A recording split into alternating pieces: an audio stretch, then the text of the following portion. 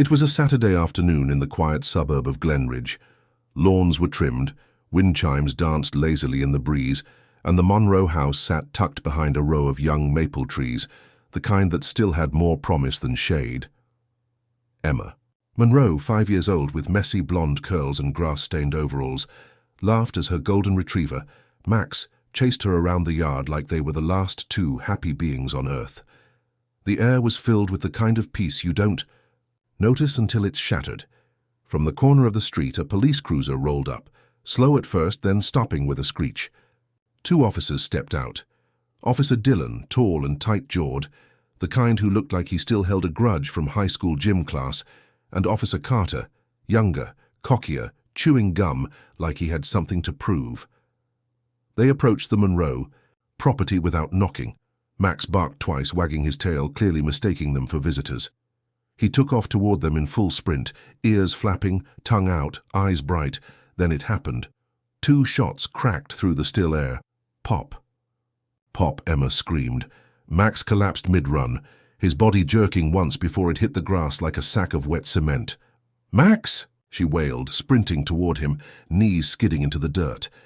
She wrapped her little arms around his body, which was still warm.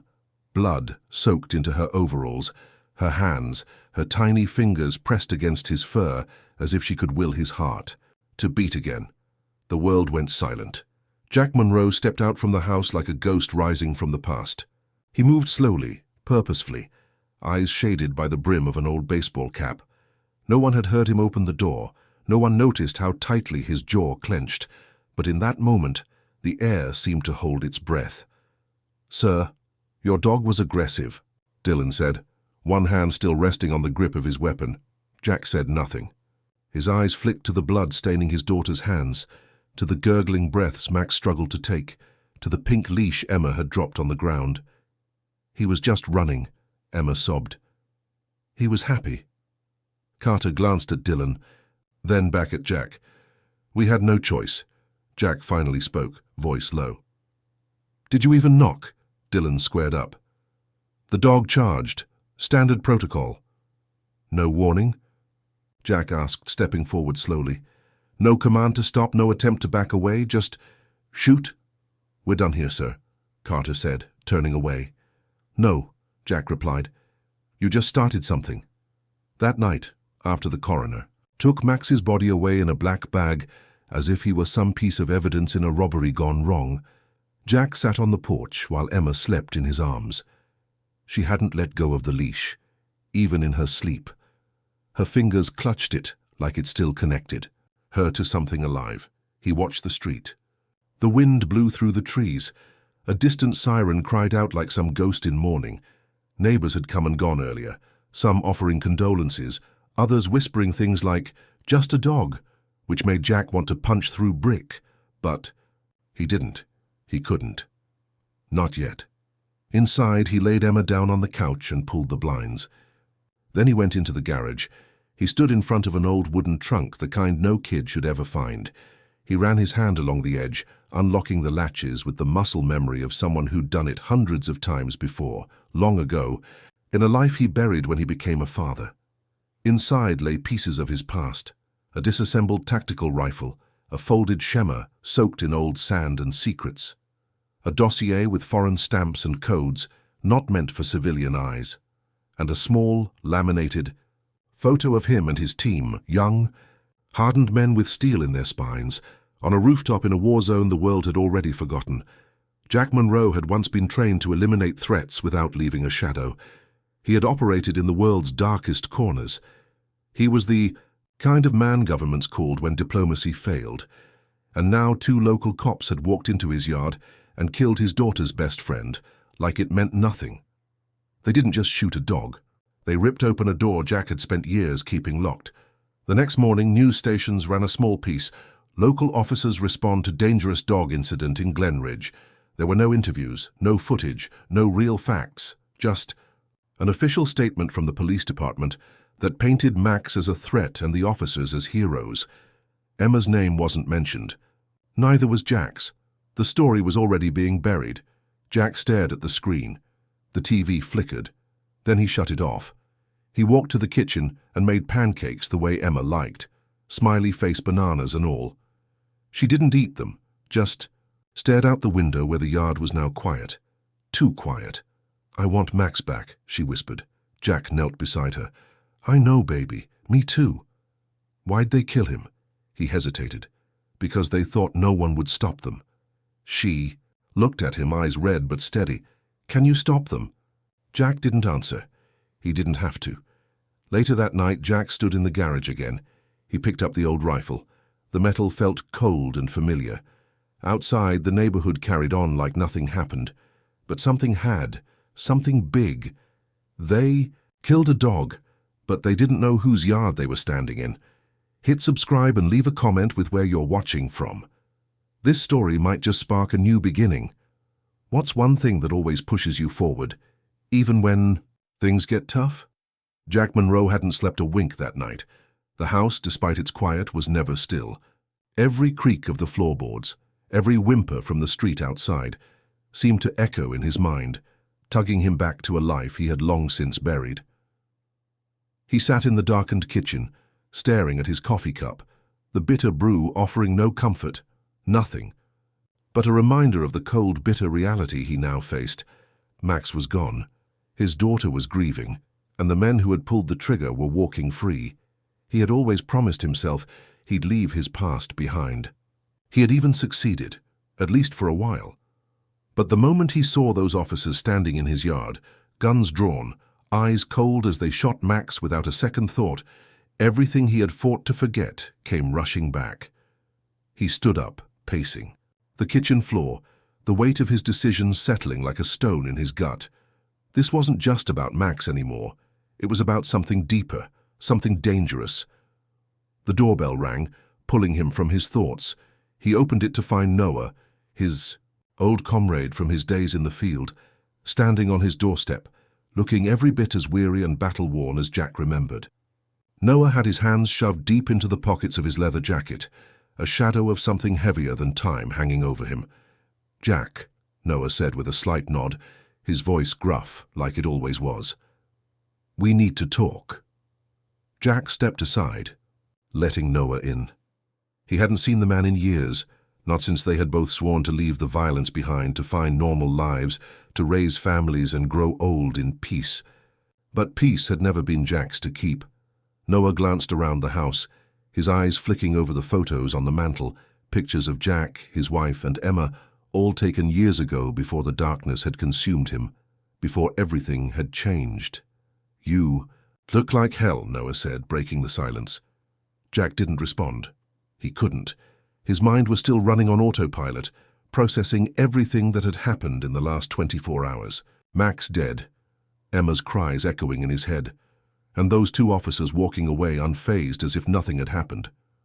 "They think they're untouchable," Jack muttered, his hands clenched at his sides. Noah sighed and ran a hand through his graying hair. "They might be, at least for now. But you know as well as I do that things like this don't just fade away. Sooner or later, someone's going to make them pay." Jack's gaze hardened. "And that someone's going to be me." Noah's expression grew serious. "Jack, don't do this. You've got a daughter to think about. You promised her you were done with that life." Jack slammed his fist down on the counter, making Noah flinch. "She doesn't deserve this. She deserves justice. I'm not going to let them walk away from this. They killed Max in cold blood, and they think they can just get away with it? Not on my watch." Noah stepped closer, lowering his voice. "I get it, man, I do, but we both know how this works. You step back into that world and there's no going back. You're not just fighting two corrupt cops anymore. You're fighting a system that's rotten to the core." Jack's eyes narrowed, a flicker of something dark flashing across his face. "I've fought bigger battles than this, Noah, and I've won." Noah shook his head. "You've won. But at what cost? You know how it ends. You know what happens when you bring that monster out again. And you know what? I'm not sure you can control it this time." Jack took a deep breath, his fists unclenching. "I don't need to control it. I just need to end it." Later that day, Jack made a decision. He would go after the two officers, Dillon and Carter. He didn't care about their badges or their excuses. He didn't care about the law anymore. The law had failed him. The law had failed Emma. And most importantly, the law had failed Max. But before he could do anything, he needed to know who these men really were. He needed to understand their connections, their pasts, their ties to the shadows. And that's where Noah came in. Noah had connections, people in the underground world who could dig up information, who could track down the smallest of leads, the deepest of secrets. They could find out who Dillon and Carter were working for, who was pulling their strings. Jack reached for his phone and sent a quick text to Noah. "We need to move fast. Get the intel, now." It wasn't just about revenge anymore. It was about dismantling the whole corrupt system that allowed this to happen, a system that didn't care about justice, only power. Later that night, Jack stood at the window of his living room, staring out at the empty street. His eyes wandered to Emma's room, where she had fallen asleep hours ago, clutching her blanket, and the leash Max had once worn. He hated that she had to grow up in a world like this. He hated that she had to face the reality of loss, of cruelty, so early in her life. He closed his eyes and let out a slow breath, feeling the weight of his decisions pressing down on him. The past had never really gone away. It had only been waiting for the right moment to resurface. And now Jack Monroe was about to face it head-on. The next morning, Jack found a note slipped under the door. It was brief, scrawled in hurried handwriting. "Carter's ex is in town. She knows things. Meet her. 9 p.m. The diner on Elm Street. Jack." Stared at the note for a long time. He didn't need to ask questions. He knew what he had to do. He would meet her. He would learn what Carter was hiding. And then everything would change. Hit subscribe and leave a comment with where you're watching from. This story might just spark a new beginning. What's one thing that always pushes you forward, even when things get tough? The diner on Elm Street was the kind of place that time forgot. Neon lights buzzed above the door, flickering every few seconds, and the smell of greasy fries and old coffee clung to the air like a worn-out memory. Jack stood outside for a moment, his hand resting on the cold door handle. Inside, a single waitress moved behind the counter, the bell above the door tinkling as customers trickled in and out, none of them paying any attention to him. He wasn't. Here for the pancakes. The note had been short, but the message was clear. Carter's ex-wife was in town, and she had information. Information that could connect the dots between Dillon, Carter, and whatever shadowy figures they were working with. Jack needed to know everything, every lie, every connection. It was the only way to get the answers he was looking for. He pushed the door open and stepped inside, scanning the room for anyone who seemed out of place. In the far corner, a woman sat alone in a booth nursing a cup of coffee. Her eyes were hidden behind large sunglasses, her hair pulled back into a messy ponytail. She was watching the door, waiting for him. Jack walked over and slid into the booth across from her. For a moment, neither of them spoke. The silence between them was heavy with tension, both of them knowing what was at stake, but neither willing to break the stillness first. Finally, the woman spoke, her voice low, tinged with bitterness. "Jack Monroe.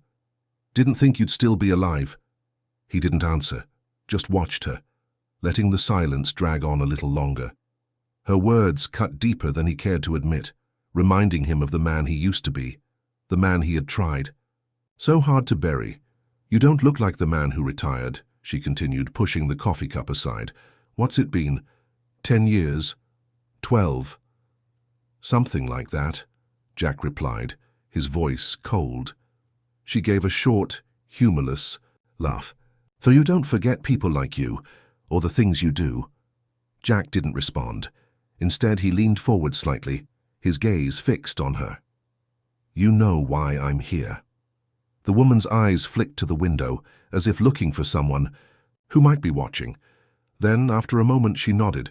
"Carter's not who you think he is, neither is Dillon." "Explain." "Dillon's just a pawn in a much bigger game," she said, lowering her voice.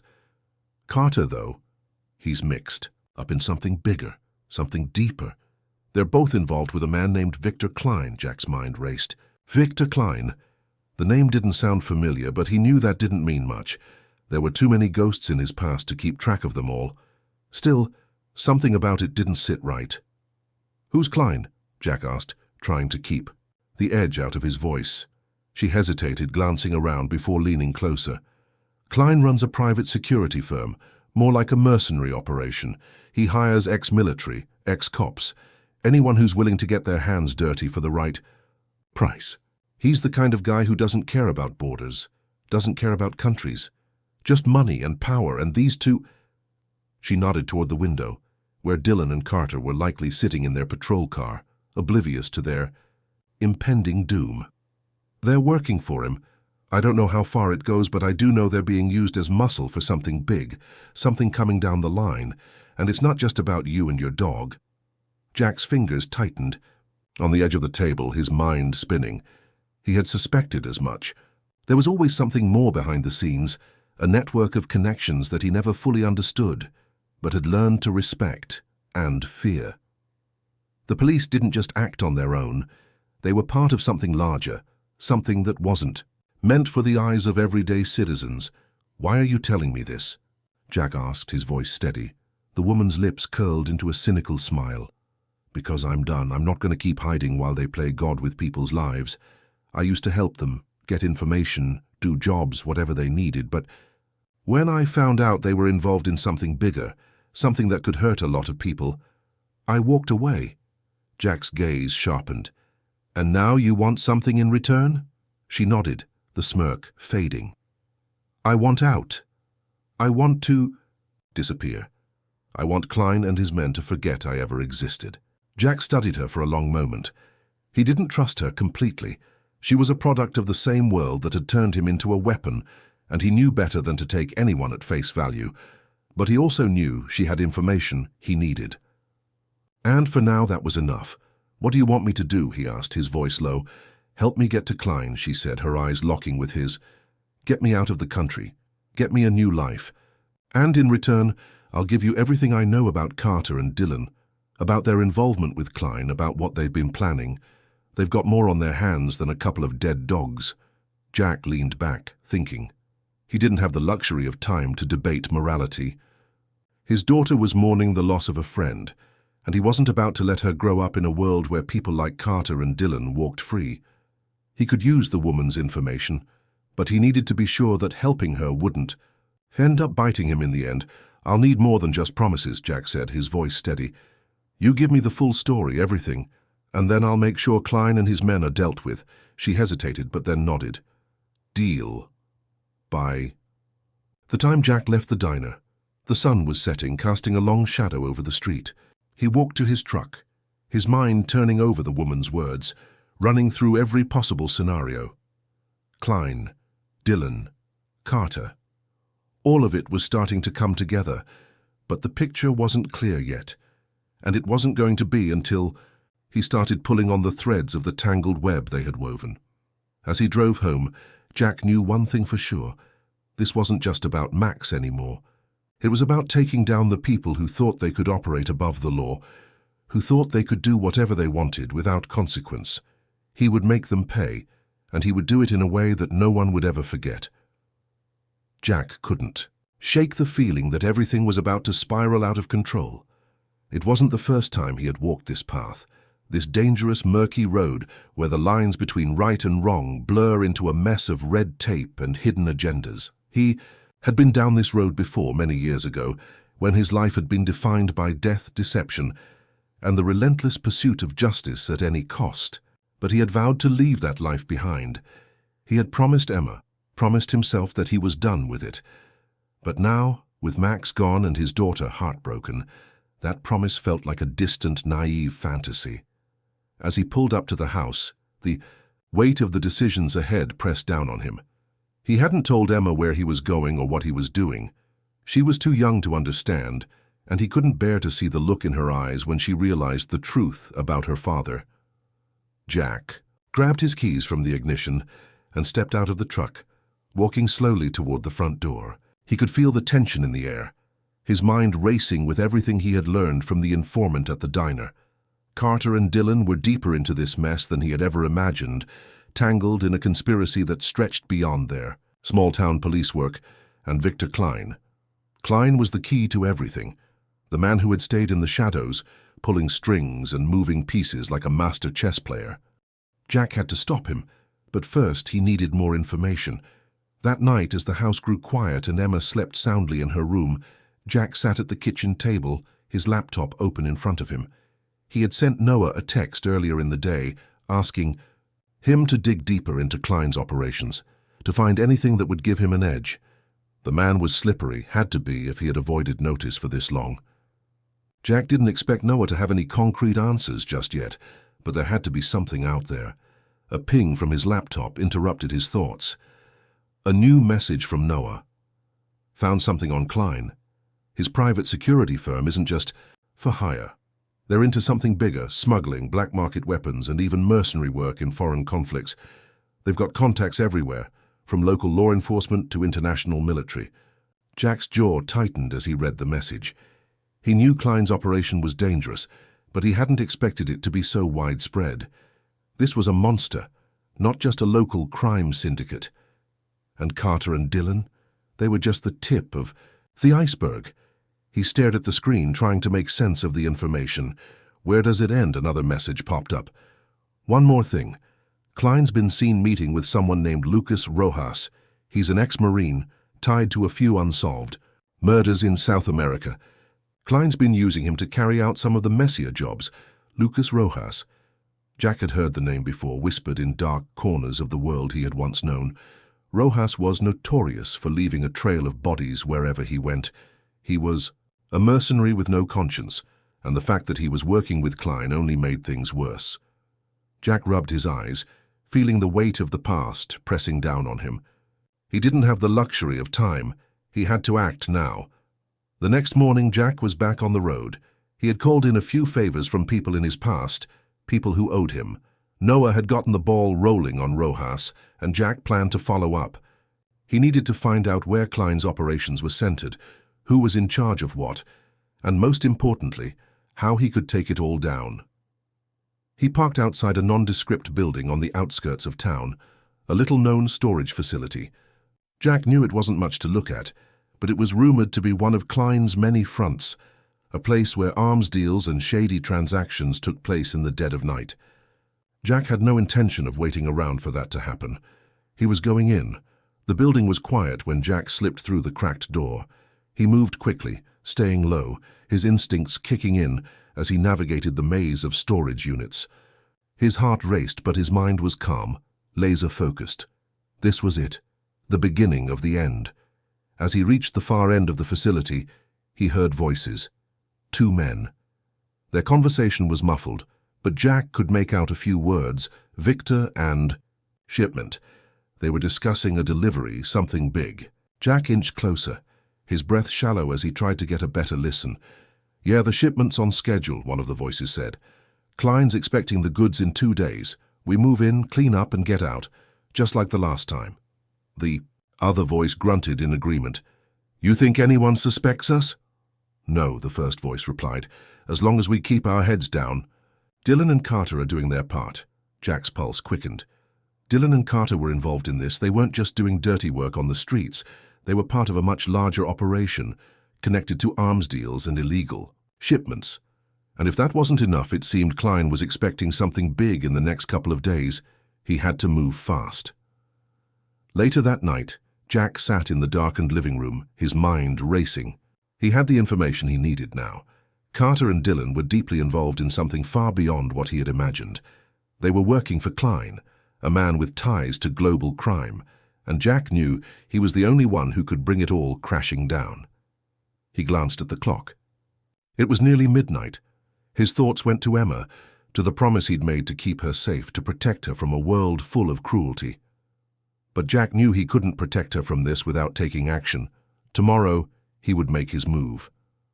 He would find Rojas, confront Klein's men, and dig into every shadowy corner of their operation until it all came crumbling down. But there was no turning back now. Jack Monroe had crossed the line, and there was no returning to the man he used to be. He was going to do whatever it took to make those responsible for Max's death, and the darker things lurking beneath it, all pay. The night was thick with tension, the kind that wrapped around you like a heavy blanket. Jack sat in the driver's seat of his truck, staring at the dark building ahead. The warehouse where he had heard Dillon and Carter's names mentioned just hours ago had been quiet since his visit, but he knew that would change soon. He had learned that the real danger never came from where you expected it. It always came from the places you least suspected. The new information was eating at him. Rojas, the mercenary with a bloody history, a man whose hands had killed and destroyed for years, a man with no regard for human life. And now he was tangled up in Klein's world, involved in whatever shady dealings were happening right here, just beyond the edge of town. Jack knew the importance of tracking Rojas down. If he could catch up with him, get him talking, maybe it would lead him to Klein and the others, maybe even bring down everything that had been built over the years. But Jack wasn't fool enough to think this would be easy. Rojas was no amateur. The man was a ghost.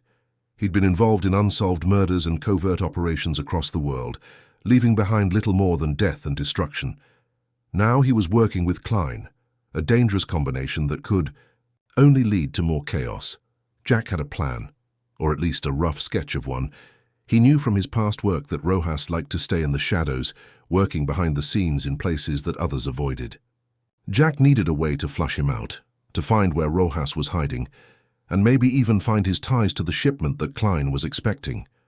But time was running out. Jack couldn't afford to wait any longer. Every minute he wasted was another. Minute Klein and his men had to bury the truth. The next morning, Jack's phone buzzed, pulling him from his thoughts. It was a message from Noah. Got a lead on Rojas. He's holed up in a cabin in the woods about an hour from here, isolated. No real way in without being noticed, but you know him. He'll have eyes everywhere. Jack's heart skipped a beat. This was it. The break he'd been waiting for. Rojas was just up the road, and if he moved quickly, he might be able to catch him off guard. He grabbed his jacket and headed for the door, determination setting in. He wasn't about to let another moment slip away. Max's death and the suffering his daughter had endured because of it had to be avenged. Jack had crossed that line a long time ago, and now there was no turning back. Jack drove through the winding roads with purpose, the deep green of the forest closing in around him as he approached the location. The air was thick with the scent of pine and the underbrush, the quiet of the woods broken only by the crunch of his tires on the gravel road. As he neared the cabin, he slowed, scanning the area for any signs of life. No movement, no sounds. But Jack knew better than to assume this was a safe place to enter blindly. Pulling the truck to the side of the road, Jack cut the engine and stepped out, his senses immediately going on high alert. There were no obvious signs of guards, no sentries, watching the perimeter, but that was exactly the kind of trap Rojas would set. Jack moved cautiously, keeping low to the ground and staying in the shadows of the trees as he made his way closer to the cabin. As he neared the cabin's back door, he heard a voice, low but distinct. A man was speaking, his words unintelligible. From this distance, but there was no mistaking the language. Spanish. Rojas was in there, and judging by the tone, he wasn't alone. Jack's heart raced, his fingers brushing the cold steel of the gun holstered at his side. He had come this far, and there was no turning back. He wasn't about to let this opportunity slip by. Inside the cabin, Rojas sat across from a man Jack didn't recognize. The two were deep in conversation, their voices carrying only a little, beyond the walls. Jack crouched behind a tree, using his rifle scope to get a better look. Rojas's face was impassive, but his body language spoke volumes. He was calculating, always watching, always alert. Jack watched as Rojas leaned forward, his finger tapping against the table in a rhythm that suggested impatience. "I'm telling you, the shipment will be delayed," the man across from him said, his voice tense. "Klein won't like it." Rojas didn't flinch. He didn't seem to care much for the man's concern. "Klein will understand," he said, his tone flat. "Nothing happens unless I say it does. You think Klein is the one running the show?" "Here." The man's face tightened. "What do you mean?" Rojas leaned back in his chair, his dark eyes narrowing. "Klein doesn't control anything. He's just the face, the money man. The real power is elsewhere. We're all just pawns. But as long as I get my cut, I don't care. We'll move the shipment and we'll finish the job. Just be ready." The word struck Jack like a punch to the gut. Klein wasn't in charge? There was something much bigger at play here. The thought that there was someone more dangerous than Klein behind all of this made his blood run cold. But Jack didn't have time to dwell on it. He had a job to do. Jack's pulse quickened as he silently approached the cabin's door. His hand gripped the handle, twisting it slowly to avoid making any noise. The door creaked open just a few inches, enough for Jack to slip inside. His eyes immediately found Rojas, who hadn't noticed him yet. The other man was still talking, but Jack didn't wait. He took 2 silent steps forward and placed the barrel of his gun at Rojas's back. "Quiet," Jack said, his voice low but commanding. "Don't move." Rojas froze, his hand instinctively moving to his waist, but he stopped just short. He knew better than to make a move with Jack standing behind him. The silence stretched for a beat before Rojas spoke, his voice calm despite the situation. "You're a long way from home, Monroe," he said, not even bothering to turn around. "Don't make this harder than it has to be," Jack replied, his voice hard. "I need answers." The man across from Rojas slowly raised his hands, eyes wide with fear. "Who are you?" he asked, clearly panicking. Jack didn't answer, keeping his focus on Rojas. "Where is Klein?" he demanded. Rojas finally turned around, a small, cruel smile tugging at the corner of his lips. "You think Klein is the one you should be asking about?" He chuckled darkly. "You're already too late, Monroe. You've been following the wrong trail." Jack's heart skipped a beat as the words hit him like a ton of bricks. He had been chasing shadows this whole time. Whatever Klein was doing, whatever was coming, Jack was on the wrong side of it. But one thing was clear. He was about to find out the truth, whether he liked it or not. Jack's mind raced as Rojas's words echoed in his head. "You're already too late." The words were a blow to his gut. How long had Klein's operation been running? How deep did it go? And who exactly was pulling the strings? Rojas didn't flinch as Jack tightened his grip on the gun. The man was used to being in control. But this wasn't the kind of control Jack was interested in. Jack's life had been built on a foundation of action and consequences. There were no more games. He had no time for riddles. "I don't care who's pulling the strings, Rojas," Jack said, his voice cold and steady. "What I care about is making sure you answer for what you've done, for Max." Rojas finally gave a slight shrug, as if to say he didn't particularly care about Max or Jack's need for vengeance. "Max was nothing but a dog, and you—" He eyed Jack carefully. "You're a man who's far too focused on the wrong things. Klein isn't the one in charge, but you're too focused on him to see who really holds the power." Jack stepped closer, keeping his gun trained on Rojas. "I don't need your riddles, Rojas. Just tell me what I need to know now." Rojas's lips curled into a mocking grin. "Fine. You want answers? You'll get them. But it won't be from me." Before Jack could react, a muffled sound came from the door. A knock, faint but deliberate. It was the kind of knock that instantly put Jack on alert. Someone knew he was here. Someone was coming. Rojas's eyes shifted slightly, the grin vanishing as the reality of the situation settled on him.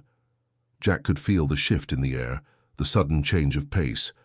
Rojas had been prepared for this, but Jack wasn't backing. "Down now?" He moved quickly, grabbing Rojas by the collar and shoving him back into the chair. "What do you know about Klein's true plans?" Jack demanded again, his patience wearing thin. Rojas's smirk reappeared, though now it was tinged with something darker. "What makes you think Klein has plans, Monroe? You're missing the point. What Klein has is control. He has people everywhere doing his bidding. But this goes far beyond him." Jack's mind spun and he pressed harder. "Beyond him? You mean there's something bigger going on? Something more dangerous than Klein?" "Something much bigger," Rojas said softly, his voice dropping into a whisper. "You don't understand, do you?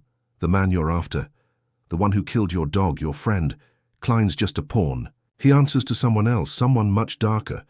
Rojas's words sent a chill through Jack. "Who? Do you think I'd tell you?" Rojas laughed bitterly. "I'll die before I give you that. You want answers? You're better off killing me and getting out of here before you end up dead, too." The knock on the door came again, louder this time. Jack wasn't interested in Rojas's bravado anymore. The game had shifted, and the stakes were higher. He kept his eyes fixed on Rojas but didn't hesitate. He moved swiftly to the door and peeked through the narrow gap in the wood. What he saw made his heart race. A van parked just outside, with blacked-out windows. Two men in suits, big, imposing figures, were unloading something from the back. A large crate. It didn't look like the kind of crate that carried regular cargo. Jack's gut twisted. These weren't just regular thugs. These men were professionals, and whatever was in that crate, it was worth protecting. Jack turned back to Rojas. "You're coming with me. We're getting out of here." Rojas's eyes narrowed, and for a moment, Jack could see the calculation flickering in his eyes. He wasn't afraid of being taken out by Jack. He was calculating his next move. "You can't be serious," Rojas muttered under his breath. "You think you can stop what's coming? You'll never make it out of here alive." Jack didn't have time for games. He grabbed Rojas's arm, yanking him up and pulling him toward the back exit. The knock on the door was no longer a warning. It was a countdown. The men outside knew exactly what they were doing. The real danger wasn't in the cabin, it was in the world that Klein and Rojas were trying to protect. They emerged from the back door and sprinted into the forest. Jack's training kicked in. He knew how to stay hidden, how to blend into the shadows. They needed to get to the truck, get out of this area, and fast. But something felt wrong. Too many pieces weren't fitting together. If Klein and Rojas weren't the ones behind everything, then who was? As they ducked behind a cluster of trees, Jack grabbed Rojas by the collar. "Talk to me. What's in the crate?" Rojas grinned, his teeth sharp in the dim light. "You don't get it, do you? That's the key to it all. It's not about money. It's not about power. It's about control." Jack felt his blood go cold. Control? Of what? "Of everything," Rojas spat. "Of the world, Monroe. Klein's just a cog. You want to know who's pulling the strings? You want to know what's really going on?" Jack didn't wait for Rojas to finish. The van's headlights flashed through the trees, and Jack realized they were surrounded. Suddenly, the air was thick with tension. The men in suits were closing in, and Jack didn't know if he had enough time to get Rojas out of there before they were trapped. His mind raced. There was no way he could fight them all off. Not with Rojas in tow. But one thing was clear. Whatever was in that crate was dangerous. And Jack had to stop it, even if it meant facing whatever Klein had planned. The men in suits emerged from the shadows, their faces hard, emotionless. The leader stepped forward, his hand resting on the hilt of a gun. He didn't look surprised to see Jack. "Monroe," the leader said, his voice smooth but cold, "I'd advise you to put the gun down. This doesn't have to get ugly." Jack didn't move. He was outnumbered, outgunned, but he wasn't going down without a fight. "Where's Klein?" he demanded. The leader's lips curled into a smile. "Klein? You're barking up the wrong tree, Monroe. You're wasting your time. Klein's nothing. What's in that crate, that's the real power." Jack's mind raced. Whatever was in that crate, whatever they were hiding, it was bigger than anything he could have imagined. The men in suits closed in, their shadows stretching like claws over the ground. Jack's heart pounded as the leader stepped forward, his hand still resting on the grip of his gun. For a brief moment, everything seemed to slow, like time itself was holding its breath, waiting to see what would happen next. Jack's mind raced. The men were closing in on him. But more importantly, Rojas was still there, still a potential source of answers. Jack couldn't afford to lose him now, but if he tried to fight, they'd be overwhelmed in seconds. There had to be another way. "Out." The leader's voice broke the silence, cool and measured. "You're out of your depth, Monroe," he said. "This isn't your fight. You're just a pawn in a much larger game." Jack clenched his jaw. He knew it was a risk, but he wasn't about to be intimidated. "Then tell me who's playing the game," Jack retorted, keeping his voice steady. "Tell me who's pulling the strings." The man's lips curled into a thin smile, as if he'd been expecting the question. "You wouldn't understand. But it's not about who's in charge, it's about control. Control of information, control of power. And you, Monroe, are in the way." Jack's mind raced. He wasn't dealing with just any group of thugs. Whoever these men were, they weren't just after him. They were after something far more dangerous. The crate, whatever was inside it, had to be the key. Rojas stirred next to him, his eyes darting around nervously. "You don't understand." "Do you?" he muttered to Jack. "You can't stop them. You can't stop what's coming." Jack shot him a look.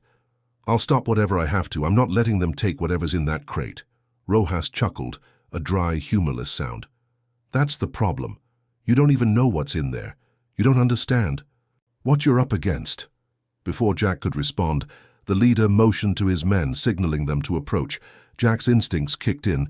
He couldn't just stand there and let them take him. He needed an opening. Fast. With a sudden move, Jack dove to the side, grabbing Rojas by the arm and yanking him with him. A shot rang out from one of the men, but Jack had already gone low, moving with the speed of someone who knew how to fight for his life. He pulled. Rojas behind a nearby tree, the bullet missing them by mere inches. Rojas was panting, his breath heavy with the strain. "You don't get it. They'll come for you, Monroe. They'll come for your family, for your life." Jack's eyes narrowed, his grip tightening on Rojas. "Then let them come. I'm not afraid." The men in suits were already closing in, circling around them, but Jack wasn't about to make it easy. He pulled Rojas up to his feet, and they both sprinted toward the thick cover of trees. They had to move fast. There was no time to waste, as they ran. Jack's mind raced with the realization that he was in deeper than he ever could have imagined. These men weren't just mercenaries. They were part of something much bigger, something far more dangerous than he'd thought. The more he heard, the more it seemed like this was no longer just about Max's death or his daughter's pain. This was about a network of power, information and control that stretched far beyond anything he could have fathomed. They ran through the woods for what felt like an eternity, the sound of pursuit close behind them. Jack's breath came in ragged gasps, but he pushed through the exhaustion. Every time he thought they might be out of sight, a crack of a branch or the rustle of leaves reminded him they weren't alone. Rojas stumbled beside him, but Jack didn't. Stop to help him up. The man had to keep moving, had to keep his head in the game if he wanted to stay alive. Finally, they reached the edge of the woods. Jack's truck was parked just a few hundred yards away, a beacon of safety in an otherwise dangerous world. But as they neared it, Jack's heart sank. The truck was surrounded. 3 men in suits stood by the vehicle, their eyes scanning the woods. They'd been waiting for Jack. Jack's mind went into overdrive. He wasn't going to make it out without a fight. But Rojas had other ideas. "Monroe," Rojas whispered, urgently grabbing Jack's arm. "They won't stop until they have us. You think you can fight them all? You're just one man. You can't win." Jack's eyes locked with Rojas's, and for the first time he saw the fear in the man's eyes, the fear of a man who knew what was at stake. But Jack wasn't about to let fear rule him. Not now. Not when he was so close to the truth. "I'm not going to fight them all," Jack said grimly. "I'm going to fight the one who matters." Before Rojas could respond, Jack pulled him behind a large tree for cover and assessed the situation. There were too many of them, too many well-trained professionals to take on head-to-head. But there was one thing Jack knew better than anyone: how to outthink his enemies. The men stood just far enough away that Jack could make his move. His eyes scanned the landscape, looking for an escape, a weak point. He couldn't rely on brute force, not against a group like this. Then it hit him. He needed a distraction, a big one. With a deep breath, Jack tossed a rock deep into the woods, sending it crashing into the underbrush. The men's heads whipped around at the noise, their guns immediately coming up ready to fire. That was all the opening Jack needed. He sprinted toward the truck, his adrenaline pumping. Rojas was still behind him, but Jack wasn't going to stop to check if the man was following. His focus was singular now: get to the truck, get out, and get answers. Just as Jack reached the truck, a gunshot rang out behind him. He dove into the cab, slamming the door behind him. He didn't look back as he turned the key, his engine roaring to life. But there was no time to breathe. The pursuit was still close. As the truck peeled out, Jack's thoughts raced. Rojas had been right about one thing. Whoever was in control here was playing a much larger game than he had anticipated. The crate, Klein, and now these men, everything was connected. And if Jack didn't get answers soon, the world he knew would never be the same.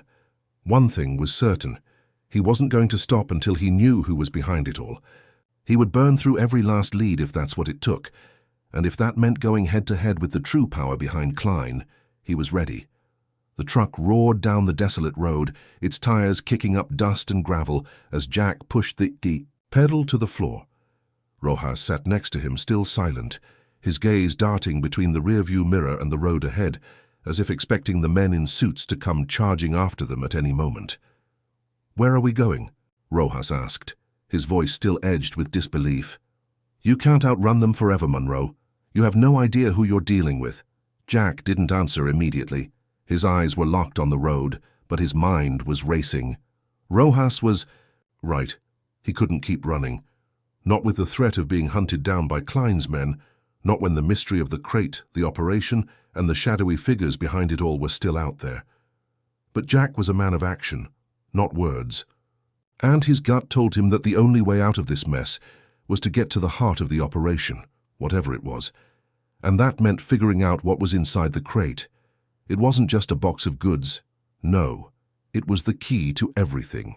Jack turned sharply, swerving the truck onto a narrow dirt path that led deep into the woods. Rojas gripped the armrest, his eyes wide with alarm. "What are you doing? Are you crazy?" "Shut up," Jack said coldly, his voice barely a whisper as he focused on the road. "We need to disappear, and the only way to do that is to lose them." He could hear Rojas muttering angrily beside him, but Jack blocked it out. He knew what he was doing. He had to stay calm, stay focused. He wasn't just running away. He was setting up his next move. They pulled off the road and parked, the truck under a canopy of dense trees hidden from view. Jack cut the engine, and the world fell into a heavy silence broken only by the distant sound of a bird calling. "We need a plan," Jack muttered, more to himself than to Rojas.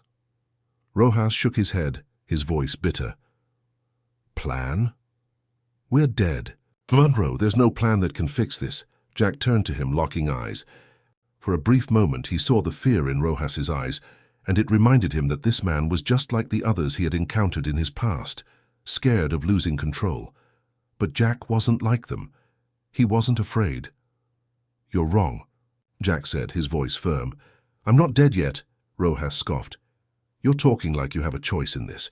Do you even know who Klein's working for? You're a small piece in a big game, Monroe." Jack's hands tightened on the steering wheel. "Tell me." Rojas hesitated, then shifted in his seat, eyes darting around nervously, almost as if expecting someone to overhear. "I'm not telling you anything unless you get me out of here alive." Jack's patience was wearing thin. He had no time to waste. Every minute spent waiting was another minute closer to Klein's men finding them. But he also knew Rojas might be his only chance at unraveling this whole operation. "I'm not asking for your life story, Rojas," Jack said, his voice low but intense. "I need the truth. What's inside that crate? Who's Klein really working for?" Rojas licked his lips, a nervous habit. "You think Klein's just some rich, corrupt businessman? You think this is all about money? No, it's bigger than that. What's inside that crate? As it's not just merchandise. It's the leverage Klein needs to stay in control. And Klein's not the one pulling the strings, Monroe. He's just a puppet." Jack's fists clenched. "Who's pulling his strings?" Rojas shifted uncomfortably in his seat, his gaze flicking toward the truck door. He was clearly calculating the consequences of speaking too much, but Jack wasn't going to let him back out now. He needed answers. "Are you familiar with the name the Black Hand?" Rojas asked, his voice barely a whisper. Jack's mind froze for a split second. The Black Hand. The name sounded like something out of a conspiracy theory, but Jack didn't have time for theories anymore. "Who are they?" Jack pressed, his voice urgent. Rojas leaned forward, his face taking on an expression of resignation. "They're a network, a global operation. You've heard of the term shadow government? The Black Hand is the shadow behind the shadow. They've infiltrated every sector: politics, business, law enforcement. If Klein's part of it, then he's just one small cog in the machine. But what's inside that crate? It's not just a piece of evidence or a weapon.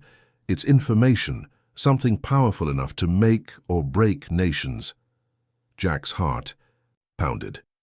He couldn't quite wrap his mind around what Rojas was saying. This wasn't just a case of police corruption or corporate greed. This was something far bigger, far darker. "You're telling me Klein's working for a secret organization that controls everything?" Jack asked, trying to make sense of it all. Not just him. Everyone. The Black Hand has infiltrated the highest levels of power. It's the reason why they can do whatever they want and get away with it. They're pulling strings everywhere. And if you want to stop them, Monroe, you're going to need a hell of a lot more than just a gun. Jack sat back in his seat, his mind swirling with the implications of Rojas's words. The crate wasn't just a physical object, it was a weapon capable of toppling governments, breaking alliances, and shifting the balance of power across the world. For a long moment, neither man spoke. Jack's mind raced, trying to process everything Rojas had just revealed. The Black Hand. Who were they, really? And what did they want with this information? Finally, Jack spoke, his voice determined. Then we take the fight to them. Rojas shot him a sideways glance, a mix of disbelief and concern. You really think you can take them down? Monroe, you're out of your depth. I don't care, Jack said, his jaw set. I'm done running. If I have to take down an entire network to get to Klein and figure out who's really behind all of this, then that's what I'll do. No matter the cost. Rojas fell silent, his eyes narrowing as he studied Jack. For a moment, Jack wondered if Rojas was weighing the odds, considering whether this was the kind of fight he wanted to be part of. Fine, Rojas finally said, his voice begrudging. You're right. I'm not going to stop you, but just remember one thing, Monroe. When you step into the lion's den, don't be surprised when the lions come for you. Jack met his gaze, a cold fire burning in his eyes. Let them come. Hit subscribe and leave a comment with where you're watching from. This story might just spark a new beginning. What's one thing that always pushes you forward, even when things get tough? Jack couldn't afford to waste time. The truck rumbled on, taking them deeper into the woods. The long, winding roads twisted in all directions, a perfect metaphor for where his life had gone in the last 48 hours. Everything had spiraled out of control, and yet here he was, in the middle of nowhere, with a man he barely trusted, chasing down leads that could either make or break everything. The Black Hand. Rojas's. Words echoed in his head like a drumbeat. A shadow government controlling the world's most powerful sectors. An invisible hand pulling the strings of global power. And the crate, whatever was inside it, had the potential to unravel it all. We need to move fast, Jack said, his hands gripping the steering wheel as he turned onto a smaller, less maintained dirt road. The engine hummed, but the tires struggled against the rough terrain. He didn't care. Speed was everything right now. Rojas stared out of the window, the anxiety in his eyes creeping back. You're serious about this, aren't you? You really think you can just take down a global network? Jack didn't answer at first. His thoughts were on the larger picture now. His daughter Max, the crate. It was all connected, and he wasn't going to stop until he had the answers. Every fight has a breaking point, Rojas, Jack finally replied. You want to survive? We need to take the fight to them. If we can get to Klein, we can get to the heart of the Black Hand. That's our only shot. Rojas muttered something under his breath. It wasn't clear whether he believed Jack, but it was clear he had no choice but to follow. They passed an old, dilapidated barn tucked away behind a line of trees. Jack slammed the brakes, pulling the truck to a stop. He needed a place to strategize, and this barn could offer the shelter they needed. Jack looked at Rojas, who seemed almost resigned to whatever was coming next. We'll lay low here for the night, he said, already unbuckling his seatbelt. We need a plan, but we also need to figure out who's in charge. If we're going after Klein, we need to know his weaknesses. We need intel. Rojas looked at him, his expression unreadable. And where exactly do you think we'll find this intel? Jack had already begun scanning the area, his military instincts kicking in. He'd learned over the years that sometimes the best place to hide was in plain sight. There's a building nearby. A warehouse, Jack said, his eyes narrowing. I've seen it on the maps before. It's one of Klein's distribution centers. If we can get in there, we might find some answers. Rojas shook his head. You think they'll just let us waltz in there? That place is guarded. Not if we make it look like we belong there, Jack said with a grim smile. Trust me, I've done it before and we'll be moving fast. Rojas didn't look convinced, but he didn't argue. Instead, he slid out of the truck, grabbing a duffel bag from the back. The bag was filled with basic gear, a few guns, some rope, and the kind of tools Jack knew would come in handy. But what Jack was really after was information. He had to know what Klein was hiding, and he would do whatever it took to get it. As the night fell, Jack and Rojas approached the warehouse, under the cover of darkness. The building loomed large and quiet, a fortress of steel and concrete. There were security lights on the perimeter, and guards patrolled the area in tight circles. Jack knew they wouldn't be able to slip by unnoticed. "We'll have to create a diversion," Jack whispered, already scanning the area for weaknesses. Rojas gave him a skeptical look. "A diversion? And you think they won't notice?" "They'll notice," Jack said, "but we'll be long gone by the time they realize it." He pointed to a guard tower positioned near the back of the warehouse. "There. We take out the guard and set the distraction. Once the alarms go off, it'll draw everyone inside the warehouse. That'll be our chance." Rojas looked at the setup, his eyes darting between the guards and the warehouse. He exhaled a sharp breath. "You're insane," Jack grinned. "I'm not insane, Rojas. I'm calculated. Stay close. We move when I say." Jack's fingers wrapped around the hilt of his gun as they moved through the shadows. The night was eerily quiet, save for the distant hum of generators. Each step they took was deliberate, careful. They moved like ghosts, silent and swift, with the singular goal of getting inside the warehouse. The first guard passed by the tower, his back turned. Jack exchanged a glance with Rojas, who gave a reluctant nod. It was now or never. Jack took the lead, quickly scaling a nearby ladder. As he reached the top, he could see the guard just ahead, patrolling the far side of the tower. Jack crouched low, waiting for the right moment. His heart raced, but his focus never wavered. He wasn't just fighting for survival anymore. He was fighting for the truth. The guard turned, his flashlight sweeping the area. Jack was fast, his military training kicking in. He grabbed the guard from behind, pulling him into the shadows before the flashlight could give away their position. In one swift motion, he incapacitated the man, pulling him into a chokehold until the guard went limp. Rojas climbed up behind him, clearly impressed, but not saying a word.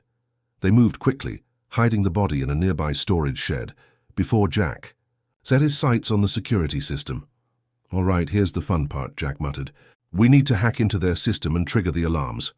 Rojas pulled out a small device, a basic hacking tool he had picked up along the way. As he worked, Jack kept watch, his senses alert for any movement. The minutes dragged on as Rojas worked on the system, the sound of his fingers tapping on the keys the only noise between them. Finally, Rojas looked up, his face a mix of relief and urgency. "Here, it's done. Alarms are triggered. We've got 5 minutes before they come rushing in." Jack nodded, his hand gripping the door to the warehouse. "Let's go." They slipped inside, moving quickly through the dark corridors of the warehouse. The air was thick with the smell of metal and machinery, the walls lined with crates stacked high. Jack's eyes scanned the crates, but none of them looked like the one he was searching for. And then he saw it. A large crate, sitting off to the side under a tarpaulin. It was marked with a series of symbols that Jack recognized immediately. It wasn't just a shipping label, it was a code. "That's it," Jack said, his voice low and urgent. "That's the crate." Rojas looked at it, his expression unreadable. "You think it'll give us the answers?" "It has to," Jack replied. He moved toward the crate, but before he could open it, a loud crash echoed from outside. The guards were coming. They were running out of time. The sound of pounding footsteps echoed in the hallway, each one growing louder and closer. Jack didn't need to look back to know the guards were almost upon them. He glanced at Rojas, who was already in position, his gun raised and his eyes scanning the shadows for any movement. 5 minutes, Jack whispered, as he knelt down beside the crate. He ran his fingers over the cold metal surface, feeling the strange markings on the side. They weren't just codes. They were military designations, ones Jack had seen in his past. This wasn't just any crate. It was something far more important, something that could shift the balance of power on a global scale. Rojas crouched next to him, his breath heavy with anticipation. "What are we waiting for? Open it!" Jack nodded, but hesitated for a moment, his mind racing. He knew the contents of this crate could change everything. It wasn't just about survival anymore. It was about power, control, and the lengths people would go to hold on to it. Jack's hands trembled slightly as he peeled back the tarpaulin. The crate was large, but there was a distinct, almost unnatural hum coming from inside it. He pried, the top open carefully, his heart pounding as the heavy lid groaned on its hinges. What lay inside was nothing like he expected. A row of high-tech devices, each one encased in reinforced glass, gleamed under the dim lights. But it wasn't just the technology that shocked Jack, it was the names. As his eyes scanned the list on the devices, a shiver ran down his spine. These weren't just ordinary weapons or surveillance tools, they were key codes, access points, to some of the most secretive and powerful systems in the world. The kind of systems that could cripple entire nations in the blink of an eye. Jack's mind flashed back to Rojas's words earlier. The Black Hand isn't just pulling strings, they're controlling everything. And now Jack had a piece of their puzzle. He leaned in closer, reading the names and codes on the devices. Some were familiar to him, others were not, but one thing was certain. These names were all tied to global institutions, covert operations, and high-level government officials. This crate wasn't just a weapon, it was the key to an invisible war that had been waged behind the scenes for years. "Do you see this?" Jack muttered to Rojas, pointing to a specific device. "These are access points to government databases. These are codes that can trigger financial collapses, launch cyber attacks, shut down entire countries' infrastructures. Whoever holds this crate has control over the world's most powerful systems." Rojas stared at the crate, his face pale as he processed the weight of Jack's words. "So, this is it? This is what Klein and the Black Hand are after?" Jack nodded grimly. "This is what they've been hiding. This is why they're willing to kill for it." Before Rojas could respond, the sound of boots pounding against the concrete floor reached their ears. Jack quickly snapped the lid of the crate shut, pulling Rojas back into the shadows. They both crouched low, their breathing shallow, waiting for the guards to pass. Through the crack in the door, Jack could see the security team rushing past, heading straight toward the front of the warehouse. They had no idea the two intruders were just feet away, hidden in the darkness. "We don't have much time," Jack whispered, as he grabbed Rojas by the arm. "We need to get out of here now." They moved quickly, blending into the shadows as the guards continued their chaotic search for the intruders. Jack could hear the sound of radios crackling and the distant shouts of their leader ordering them to check the back storage rooms. But Jack was already several steps ahead. He and Rojas moved through the narrow corridors of the warehouse, dodging the searchlights and security cameras. Jack's mind raced. The only way out was through the back exit, but it was heavily guarded. He could hear the soft buzz of the security system, but he didn't care. They had to move fast, and they had to get out before the place was locked down entirely. As they approached the back exit, Jack could feel his pulse quickening. It wasn't just the guards they had to worry about. It was the bigger picture. This crate, this information, it was the key to everything. "We're almost there," Jack said, his voice steady despite the adrenaline coursing through him. "Stay close." But just as they reached the back door, a harsh voice rang out, cutting through the tension. "Stop right there." Jack's instincts kicked in before his mind could process the situation. He grabbed Rojas by the collar and yanked him into a nearby alcove, just as a group of guards stormed past them. The men didn't see them, but the air between Jack and Rojas grew thick with tension. It was a close call, too close for comfort. "We need to keep moving," Jack muttered, his voice low but urgent. Rojas nodded silently, sweat beading on his forehead. But Jack could see something else in his eyes, a flicker of something more than fear. It was a sense of realization. They weren't just up against a corrupt system anymore. They were up against something far larger, far more dangerous than either of them had imagined. They emerged into the night, the cool air cutting through their clothes. Jack scanned the horizon, watching the guards on the perimeter. But there was one thing on his mind, the crate. Jack wasn't just running for his life anymore. He was running with the world's most dangerous secret in his hands. Whoever controlled this crate would have the power to change everything. It was no longer just about survival. It was about taking back control. And if that meant risking everything, so be it. The night was thick with the kind of tension that hung in the air like a storm waiting to break. Jack and Rojas hadn't spoken much since their narrow escape from the warehouse, their minds spinning with what they'd uncovered in that crate. But now, as they made their way down the deserted highway in the truck, it felt like the calm before the storm. The truth had been laid bare before them. They were no longer just fighting for survival. They were fighting for control of a power that could unravel the entire world. Jack gripped the steering wheel with white knuckles, his eyes fixed on the road ahead. The hum of the truck's engine seemed louder than ever, a constant reminder that they were running out of time. The crate, the devices, the codes, it was all too much to process. Yet Jack knew one thing for certain. The Black Hand wasn't going to let them get away with this, and neither would Klein. Klein won't rest until he gets that crate back. Rojas muttered from the passenger seat, his voice dark. We've just made ourselves targets. Jack didn't respond. He couldn't. Every part of his mind was focused on what to do next. They needed to lay low, but they also needed answers.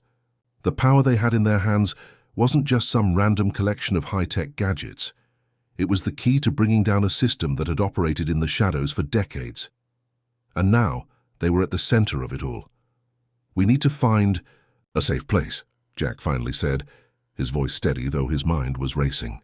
Somewhere we can regroup and figure out our next move.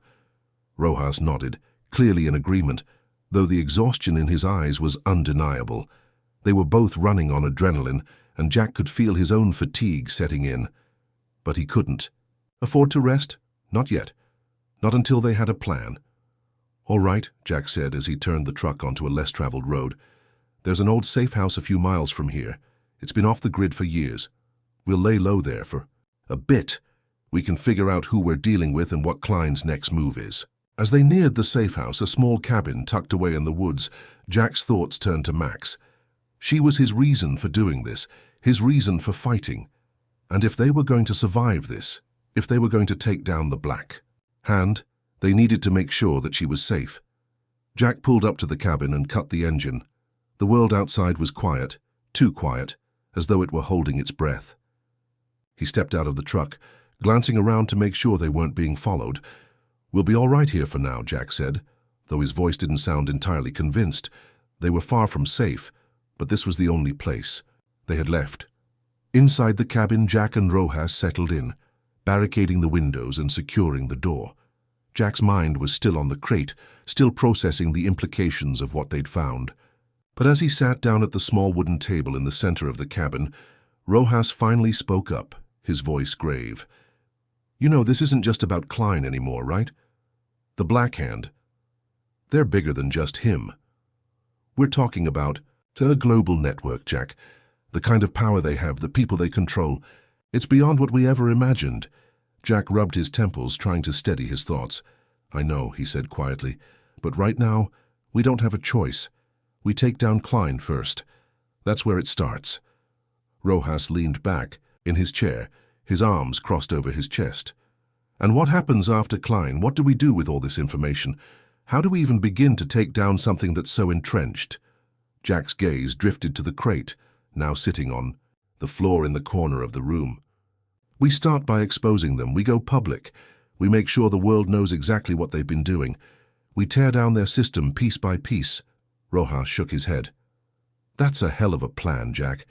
But you're talking about taking on the most powerful people in the world. You think they'll just roll over when we expose them? No, Jack said, his voice hardening. But I don't care. They took my daughter's dog. They killed her. And they'll pay for it. We're going to make them pay. And we'll make sure no one else has to suffer because of them. For a moment, there was silence in the cabin, the weight of Jack's words hanging in the air. Rojas's expression softened slightly, but Jack could tell he wasn't entirely convinced. Taking on the Black Hand was no small task, but Jack had never been one to back down from a fight, especially when the stakes were this high. We'll do it together, Jack continued. But first, we need to know what Klein's next move is. If we can get to him before he can react, we might just have a chance. Rojas nodded, his eyes focused now. We need a plan, and we need to move fast. Jack stood up and moved to the window, peering through the cracks in the wooden boards. The world outside was still dark, still eerily quiet. But Jack's mind was spinning. He knew they were running out of time.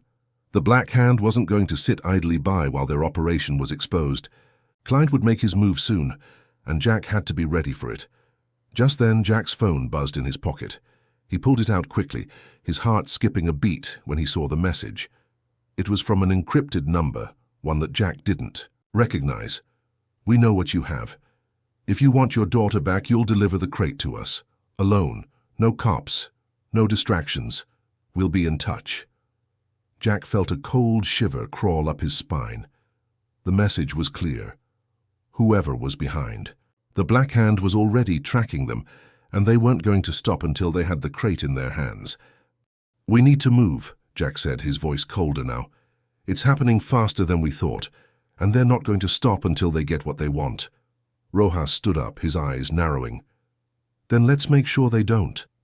The wind howled through the trees outside the cabin, as if nature itself was warning them. Jack's phone lay on the table, still glowing from the chilling message it had delivered.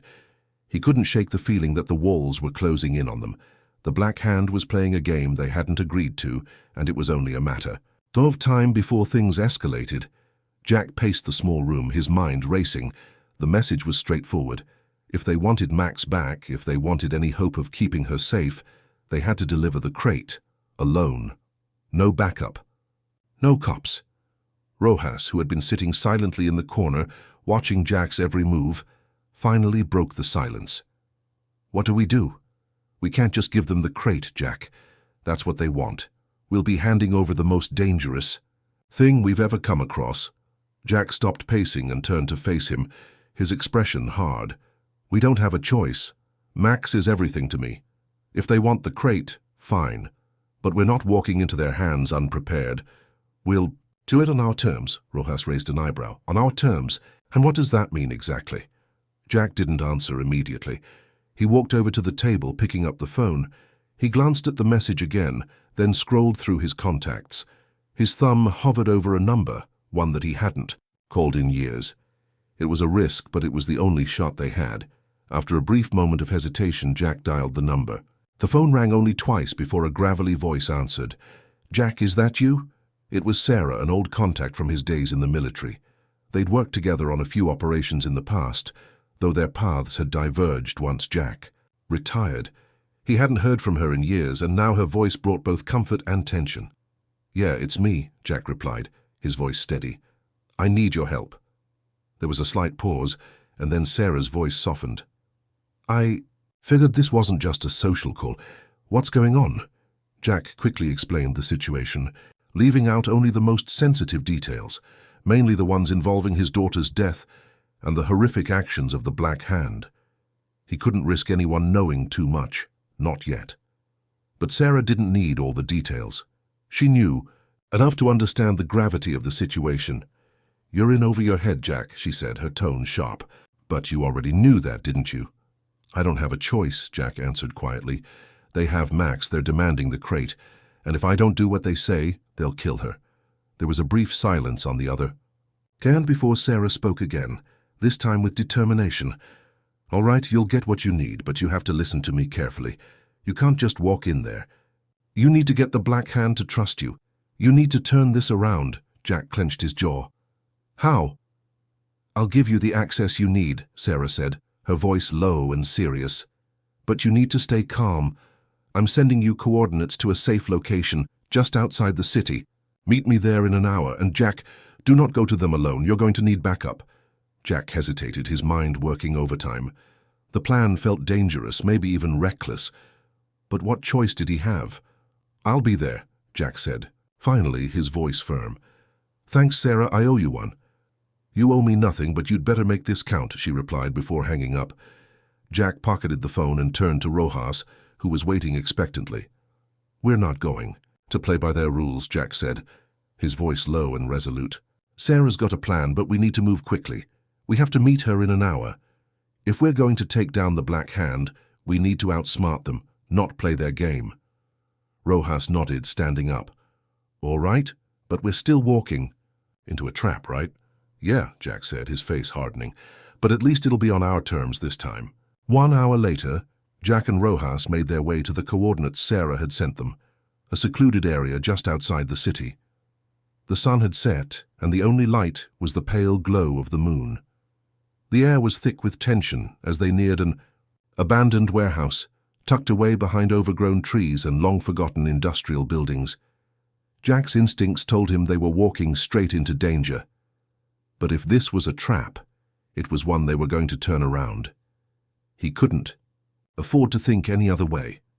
They reached the warehouse entrance, and as they stepped inside, they found Sarah waiting for them. She stood next to a table covered with several high-tech devices, all of them connected to a single central system.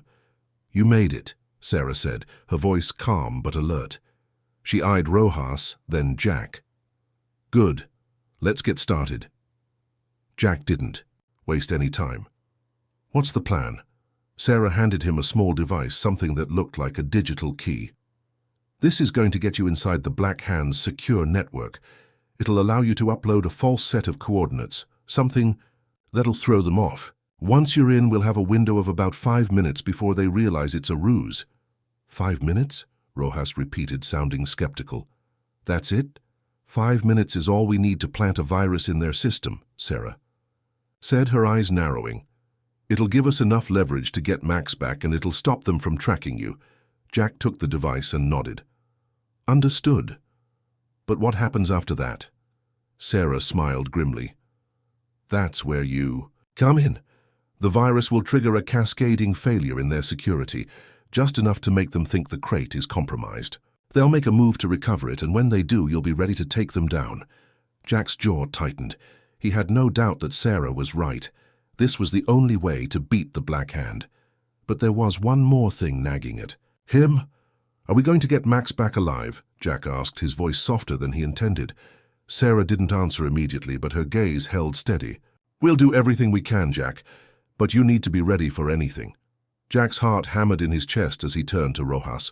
"We move on my signal. We do this quickly and cleanly. No mistakes." Rojas met his gaze. "Let's make it count." Jack inserted the device into the slot in his vest, and with a final glance at Sarah, he led the way toward their next confrontation. They weren't just going to get the crate back, they were going to take control. The night felt darker now. The shadows seemed longer, as if the entire city were holding its breath. Jack and Rojas crouched behind a stack of crates, their eyes fixed on the building in front of them, the Black Hand's local operations hub. It was a nondescript square structure, fortified but not overly intimidating. To the untrained eye, it was just another office building in a run-down part of town. To Jack, it was a fortress, a place where secrets were buried and lives were traded in the shadows. "How are we doing?" Rojas whispered, his voice barely audible over the distant hum of the city. Jack's eyes narrowed as he scanned the area, his military instincts kicking in. The device Sarah had given him was still safely tucked inside his jacket, ready to deliver the final blow to the Black Hand's operation. If everything went according to plan, they'd have about 5 minutes to wreak havoc on the system before the Black Hand figured out what was happening. "We're good," Jack replied, keeping his voice steady. "We go in, make sure the system's secure, upload the virus, and get out, fast and clean." Rojas nodded, though his eyes betrayed a hint of doubt. "And if something goes wrong?" Jack didn't answer immediately. He couldn't afford to think that way. But he knew they were walking a razor-thin line. One wrong move and everything could fall apart in a matter of seconds. "We improvise," Jack said finally, his voice clipped.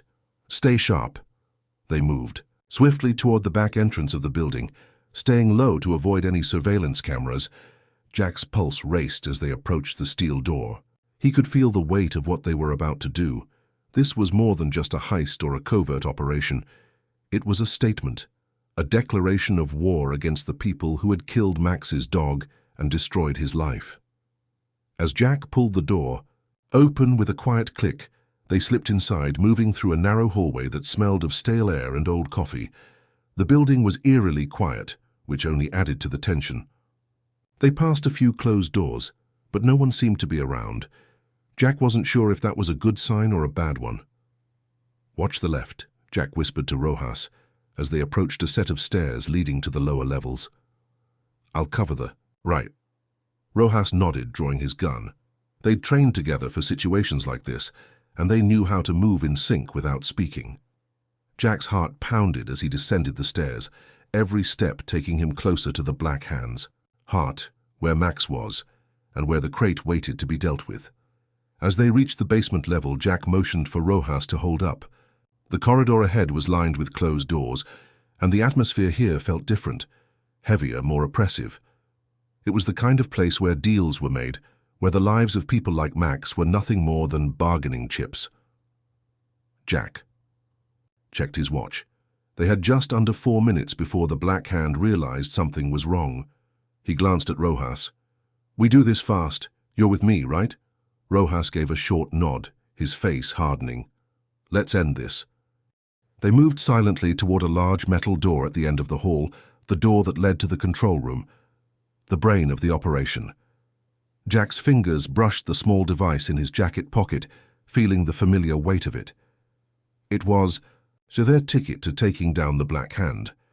Jack pressed his back against the door, signaling for Rojas to cover him. With a quick breath, Jack reached for the handle and twisted it. It opened. Inside, the room was buzzing with activity. Several computers lined the walls, each displaying streams of data and encrypted files. The air was thick with the hum of machinery, and the harsh fluorescent lights above cast an almost blinding glow over everything. "Just like old times," Jack muttered under his breath as he moved to the nearest console. He wasted no time. He pulled out the device Sarah had given him and plugged it into one of the terminals. A series of codes flashed on the screen, and Jack's fingers flew over the keyboard. The virus had been designed to bypass their security systems, and as far as Jack could tell, everything was going smoothly. The seconds ticked by, and just as Jack was about to upload the final line of code, a voice broke through the tension. "What the hell are you doing?"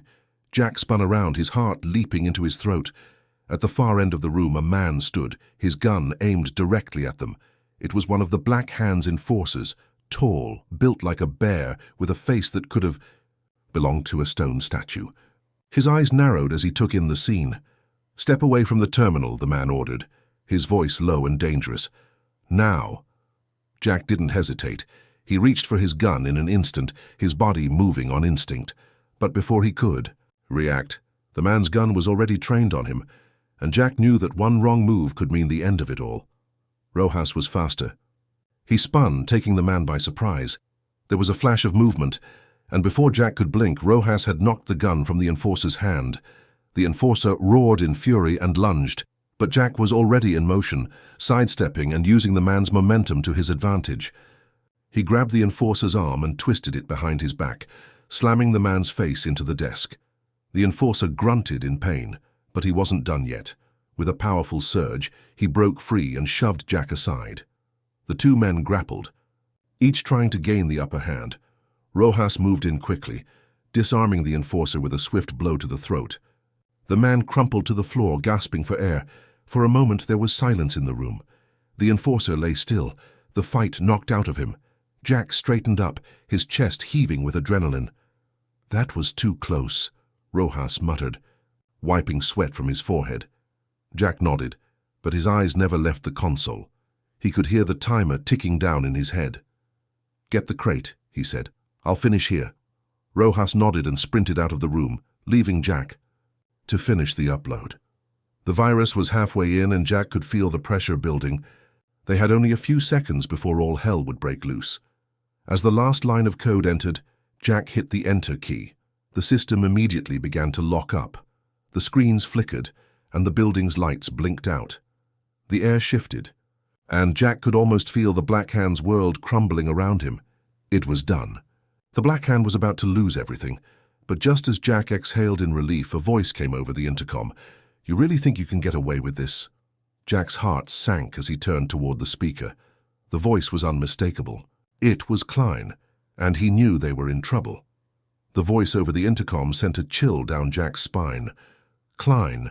He had suspected the man was close, but hearing his voice now confirmed the worst. Klein knew what they were doing, and that meant they were out of time. "Rojas," Jack snapped, his voice low but urgent. He quickly scanned the terminal, already seeing signs of the system locking down. The virus was still running, but it wouldn't last much longer. They had to act fast. "I'm on it." Rojas's voice came from down the hall, followed by the sound of hurried footsteps. Jack could hear him rushing back into the room, but Jack didn't take his eyes off the screen. His mind was racing. The Black Hand would trace the virus back to them in a matter of seconds. They had no more time for mistakes. He slammed his hand against the terminal's keyboard, forcing the system to keep running. But even as he did, he could feel the air growing heavier. Every moment felt like a countdown, as if the walls themselves were closing in on them. Jack didn't need to look up to know the Black Hand was coming. He could feel it, an instinct honed over years of survival. They had been running on borrowed time since the moment they walked through that door, and now their time was up. The door to the control room suddenly burst open. 3 more enforcers stormed in, their guns raised, eyes scanning the room with cold precision. "Hands where we can see them," one of them barked. Jack froze, his hands hovering over the keyboard. He could feel the tension tightening in his chest, but he kept his cool. "You really want to do this?" he asked, his voice steady. The enforcer didn't answer. He stepped forward, his eyes narrowing. "Step away from the terminal. Now." Rojas had already reached the door, blocking it. "We're not going anywhere," he said, his voice hard. Jack could see the enforcer's eyes flicker to Rojas, then back to him. They were assessing their options, calculating. Jack knew this could go one of 2 ways, fast or even faster, but he wasn't going to back down. Without warning, Jack lunged forward, knocking the enforcer closest to him off balance. The man stumbled back, giving Jack the opening he needed to grab his gun from his holster. In one fluid motion, he swung it around and aimed it at the second enforcer. Rojas didn't hesitate. He fired twice, taking down the other 2 enforcers with ruthless precision. The loud crack of the gunshots echoed in the small room, but Jack barely flinched. He was focused, determined to finish this. The enforcer Jack had knocked aside scrambled to his feet, reaching for his gun, but Jack was already on top of him, twisting the man's arm behind his back and slamming him into the nearest wall. "You don't get to walk out of here," Jack growled, his voice cold. Rojas moved swiftly to the door, checking the hallway outside. "We're running out of time. We need to move now." Jack nodded, pushing the incapacitated enforcer to the floor. They couldn't afford to waste any more time. The system was still humming, the virus running its course, but that wouldn't hold the Black Hand off for long. "Let's go," Jack said, his voice sharp. They moved quickly through the building, retracing their steps to the back exit. But as they neared the door, a new voice crackled over the intercom, one that sent a cold shiver through Jack's spine. "You think you've won, don't you?" Klein's voice was calm, almost amused. "You've got my attention now, Jack. But this is just the beginning." Jack's pulse spiked. Klein was playing a different game now, one he hadn't expected. "We're not finished yet," Klein continued. "You think you can just walk out of here with my property, with my people? You're mistaken." Jack looked at Rojas, his expression grim. The plan had been to get in, get out, and disrupt the Black Hand's operations, but now it was clear Klein wasn't going to let them leave without a fight. "What's the plan?" Rojas asked, glancing over his shoulder as they reached the exit. Jack's mind raced. They couldn't just walk away. Klein was too dangerous, too calculating. The virus had done its job. It had thrown a wrench in the Black Hand's operations, but that wouldn't be enough to end this. They needed a more decisive move. "Plan's simple," Jack said, his voice low. "We make them pay for every second. They've taken from us." They burst through the back door into the alley, but the moment they did, they realized they weren't alone. Several Black Hand vehicles were already waiting, their headlights cutting through the darkness, and standing in front of them, his face twisted with a dangerous smirk, was Klein. Jack's heart skipped a beat. It was a trap. "You didn't think I'd let you just walk out, did you?" Klein said, his voice dripping with contempt. He stepped forward, flanked by 2 heavily armed guards. "You're not in control here, Jack. You never were." Jack's hand tightened around his gun, but he knew this situation was different. The Black Hand had outnumbered them, and the trap was already sprung. But that didn't mean they were finished. "Rojas," Jack said quietly, "you know what to do." Rojas gave a sharp nod, stepping back to take cover behind a dumpster. Jack kept his gun trained on Klein, though the unease in his gut was growing. They needed to outthink Klein, not just fight him. "We don't want any trouble," Jack said, trying to stall. "Just let us go. We'll leave and you'll never see us again." Klein laughed, a hollow sound that echoed in the alley. Oh, Jack, I've heard that one before. But here's the thing. You don't get to walk away from me. Not after everything you've done. Jack's grip tightened on his weapon. He couldn't afford to show fear. Not now. So what's next, Klein? Jack asked, his voice cold. You kill us? You think that'll bring Max back? Klein's smirk faded, his eyes narrowing dangerously. No, I'll make sure you suffer. But first you're going to watch as I make an example of your little plan. And then, without warning, Klein raised his hand, signaling his men. Jack's heart slammed in his chest as the first of the Black Sea. Hands enforcers charged forward, guns raised. The trap had been set, and now it was time to fight for everything. The air in the alley grew thick with tension. Klein's enforcers were closing in, their weapons raised and their expressions cold. The moonlight cast long shadows, creating an almost surreal stillness before the storm. Jack's pulse quickened as he assessed the situation. There were at least 6 of them. He and Rojas were outnumbered, but Jack wasn't concerned about the numbers. He'd fought in worse odds before. What worried him was what Klein had planned next. You think you're some kind of hero, Jack? Klein sneered, stepping closer, his voice dripping with venom. You're not a hero. You're just a man who made the wrong enemies. Jack didn't respond. He couldn't afford to engage Klein in a conversation now. His mind was already calculating, moving faster than his heart could beat. He could feel Rojas moving into position behind him, taking cover near the dumpster. The plan was simple. Create a distraction, get to the vehicles, and get the hell out of here before the Black Hand had a chance to retaliate. Do you hear that? Jack muttered to Rojas, his voice barely audible. Rojas nodded, his eyes scanning the alley for any sign of movement. The faint hum of the city seemed to drown out all other sound for a second. It was the kind of eerie silence that made your skin crawl, the calm before the chaos. Jack knew that moment wouldn't last long. We need to move, Jack said, his eyes flicking to the side where their escape route lay, a narrow side street that could get them to the next block. But it wasn't going to be easy. Klein had anticipated this. He always did. Do it, Rojas whispered, already moving into position. Jack's heart raced as he turned his attention to Klein. The man was standing in the middle of the alley, confident and unbothered by the threat looming over him. He knew Jack's weaknesses, and that made him dangerous. Rojas, Jack whispered, on my count, 3, 2, 1. Without a second's hesitation, Jack threw his gun to the side and charged forward, feigning surrender. It was a move he'd used before in similar situations. The element of surprise was key. For a split second, Klein hesitated, his eyes flicking to Jack's empty hands. It was enough of a distraction for Rojas. A shot rang out, echoing through the alley as Rojas fired from his concealed position.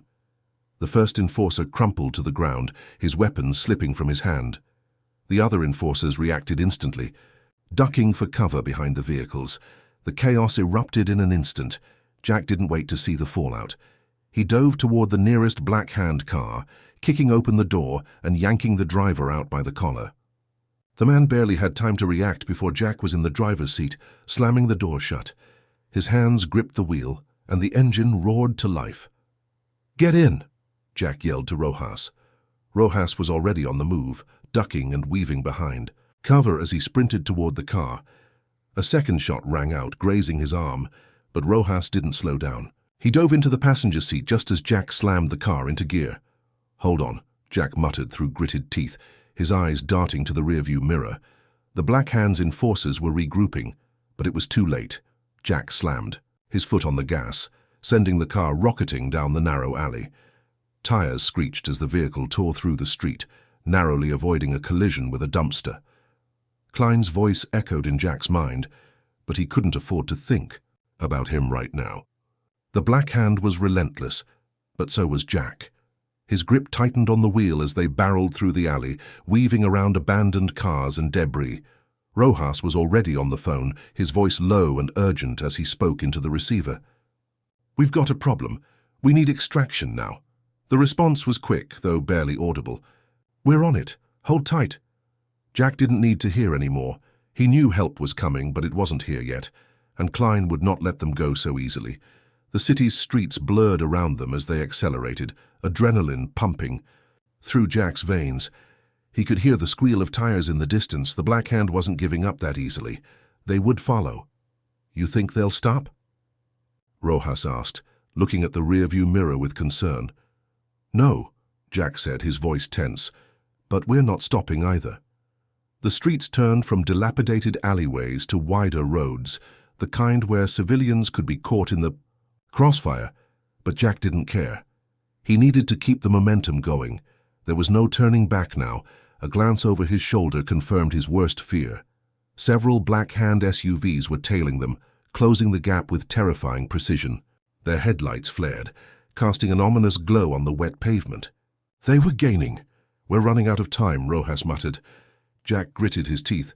The sirens of a nearby police cruiser wailed in the distance, but Jack knew better than to hope for a rescue. The Black Hand had connections everywhere. Even the police weren't safe from their reach. Ahead, the intersection loomed, a critical point in their escape. Jack's mind raced. He could try to lose them in the city's maze of streets, but they wouldn't be fooled for long. They needed to break free and fast. "Time to make a choice," Jack said, his hands steady on the wheel. "We take a shortcut." Without waiting for Rojas to respond, Jack swerved hard to the right, taking a sharp turn down a narrow alley. The tires screeched as they hit the corner, the car bucking as it slid on the slick pavement. Jack's heart raced as he fought to maintain control, the sound of pursuing vehicles growing closer. "We need a way out," Rojas said, his voice sharp with tension. "This alley's a dead end." Jack's eyes darted ahead. The alley was indeed narrowing, but there was a chance, just a slim one, to break through. He slammed his foot on the gas, aiming for a ramp of debris just ahead. With a deep breath, he pushed the car harder, the engine roaring in protest, and then, in a single, heart-stopping moment, the car soared. The vehicle launched into the air, its front tires briefly leaving the ground. Jack could hear Rojas shouting beside him, but the roar of the engine drowned out everything else. The car hit the other side of the alley with a jarring thud, but they had made it. For a moment it felt like the world paused. Then, just as quickly, the pursuit resumed.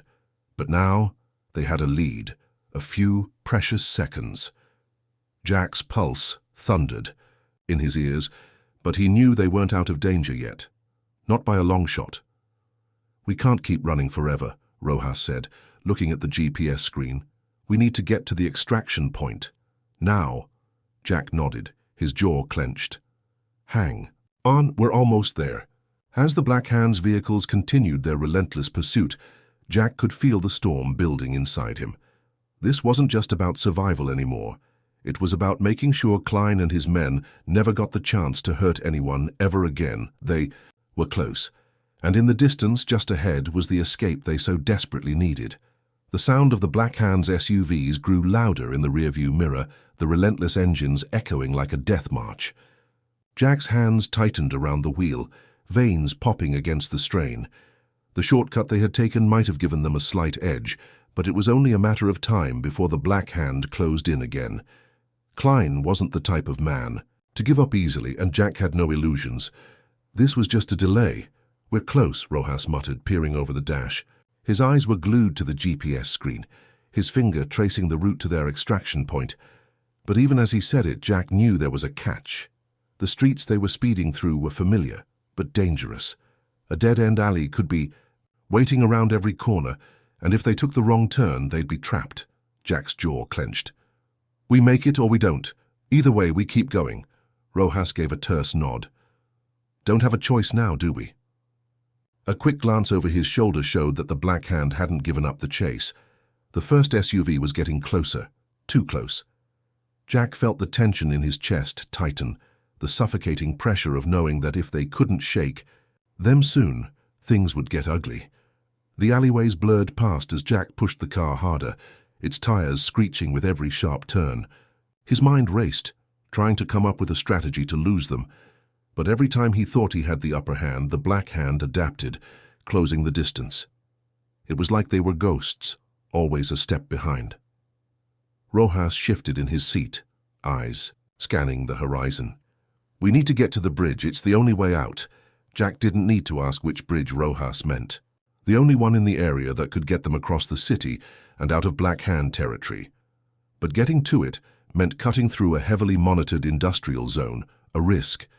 If they didn't act fast, they'd be cornered before they even reached it. The engine roared louder and Jack pushed the pedal to the floor. The vehicle surged forward, its speed almost too much for the slick streets. They rounded a corner and Jack's heart skipped a beat. The familiar glint of headlights filled his rearview mirror. Too close, too fast. "Get ready," Jack said, his voice low and steady. "We're making a run for it." Rojas didn't hesitate. He was already in motion, unbuckling his seatbelt and reaching for the back door. "On your mark." Jack gave one last glance to the mirror. The Blackhand's SUV was just a few yards behind now, its headlights blinding. There was no more time for subtlety. Jack swerved hard, taking another sharp corner at a blistering speed. For a moment, it felt like the car was about to lose its grip on the road, but then with a screech of tires it held. As they neared the industrial zone, Jack's mind raced. There were too many places for an ambush, too many potential choke points. But the bridge was still the best chance they had. They could lose Klein's men there, if they made it. "We're almost there," Rojas said, his voice tense. "If we don't make it to the bridge, this whole thing is over." Jack nodded grimly. He'd been in worse situations. He'd been outgunned and outnumbered before, but he had something Klein didn't: experience and a drive that wouldn't let him quit. They were getting out of this. "I've got this," Jack muttered. "Stay low and be ready." The exit to the industrial zone loomed ahead, its iron, gates marked by a jagged, rusted sign. It was a maze of factories and warehouses, but it was also a shortcut to the bridge. The only problem was that the Black Hand knew it too. As they neared the gate, Jack swerved hard, driving the car toward a narrow side road that would get them into the heart of the industrial zone. The Black Hand's SUV was close, too close. Jack could almost feel their breath on the back of his neck. Then, just as they reached the gate, something unexpected happened. A shot rang out. The windshield shattered with a violent crack, the bullet tearing through the glass inches from Jack's head. He didn't flinch. His reflexes kicked in, and he jerked the wheel hard to the left, sending the car careening around the corner. Another shot rang out, grazing the side mirror. "Keep your head down," Jack barked at Rojas, his grip on the wheel tightening. "Don't have to tell me twice," Rojas muttered, pulling his body low. Jack's heart was pounding, adrenaline flooding his system as they barreled through the streets. He couldn't afford to look back now. They were almost there, but so was Klein. The sound of screeching tires filled the air as the Black Hand's SUV sped around the corner after them. Jack's foot slammed on the gas again, pushing the car even harder. They were approaching the bridge. Now, the massive concrete structure loomed ahead, the only real escape route they had. But Klein wasn't going to let them slip away that easily. The Black Hand was close behind, and Jack knew they wouldn't stop until they either caught him or put him down for good. Suddenly a sharp voice came over the radio.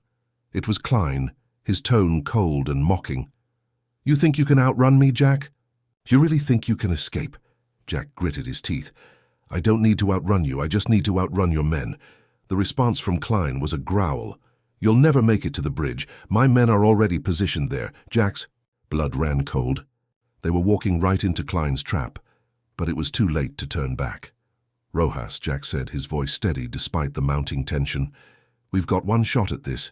When we hit that bridge, we're going all the way." Rojas nodded, eyes scanning the streets ahead. "I'm ready." The car sped toward the bridge. The Black Hand's SUVs were closing in, their headlights blinding in the rear view. Jack could feel the weight of the moment pressing down on him. He had to get them through. He had to get them out. With a quick glance at Rojas, Jack slammed the accelerator to the floor. The bridge was just ahead. The sound of pursuing vehicles echoed through the air, but Jack didn't look back. He was focused on the road ahead, the gap closing. But there was one thing he knew for sure. They couldn't stop now. "Hold on," Jack said, his voice low. "We're going through." And as they hit the ramp to the bridge, Jack pushed the car faster, the Black Hand hot on their heels. The key. Storm was just beginning. And this time Jack was ready to fight back. The city's skyline loomed in the distance as Jack's car tore down the bridge's worn path. The sound of the Black Hand's SUVs grew louder in his rearview mirror, each second echoing with a growing sense of inevitability. They were almost there, but so was Klein and his men. Every passing moment felt like it could be their last. Jack's mind raced as he pushed the car even faster, weaving between the thick pillars of the bridge. The headlights of the pursuing SUVs were close now, their relentless chase shaking the ground beneath them. Rojas, still crouched low in the passenger seat, checked the weapons stored in the back.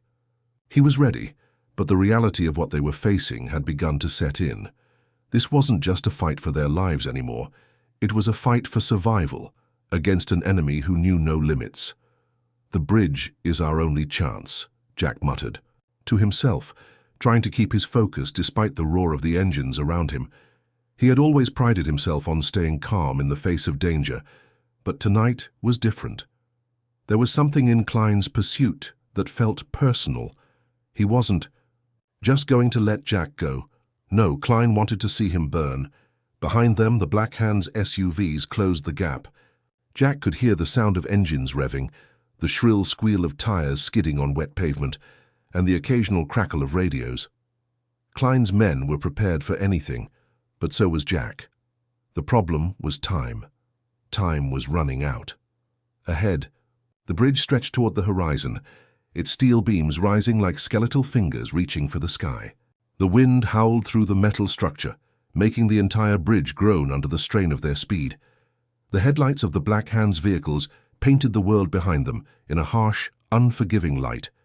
There was no way out if they couldn't reach the end of this bridge. "Just a little further," Jack muttered through gritted teeth, his grip tightening around the wheel. Rojas sat up slightly, scanning the rearview mirror. "They're closing in fast," Rojas warned, his voice sharp.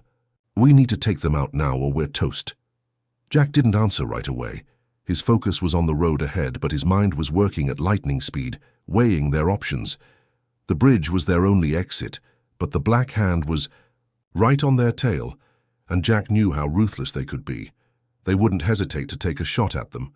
"We make it to the end of the bridge, then we deal with them," Jack finally said. "Though we don't have a choice." As if on cue, the lead Black Hand SUV swerved violently, attempting to force Jack off the bridge. It was a classic tactic, meant to intimidate or, worse, push them into a deadly accident. But Jack had seen this move before. He wasn't about to let it work.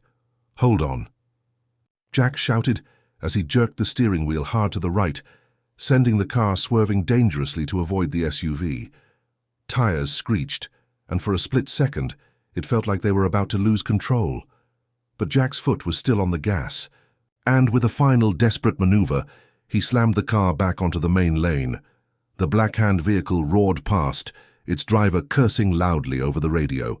"Don't think this is over, Jack." Klein's voice crackled through the radio. "You're dead. You just don't know it yet." Jack's blood ran cold at Klein's words. He knew the man wasn't bluffing. Klein had a reputation for being meticulous, and once he set his sights on someone, there was no escape. Jack had to outsmart him. "Rojas, are you ready?" Jack asked, his voice tight. Rojas nodded, pulling a large assault rifle from the back seat. Always. The Black Hand's vehicles were still tailing them, but now they were more aggressive. The second SUV tried to block them off from the front, while two others closed in from behind, leaving Jack no room to maneuver. "This is it," Jack muttered. He could feel the weight of the decision he was about to make. They had no backup, no time for hesitation. If they didn't act now, they would never get another chance. With a quick motion, Jack slammed on the brakes. The car screeched to a halt in the middle of the bridge, the tires smoking as they burned rubber. "That's to Black Sea." Hand vehicles didn't expect it. The SUVs tried to swerve to avoid the sudden stop, but they were too late. Rojas was already out of the car, weapon raised. He opened fire immediately, sending a barrage of bullets toward the lead SUV. The windows shattered, and the vehicle swerved violently, trying to regain control. "Take them down!" Jack shouted, throwing open his door and grabbing his own weapon.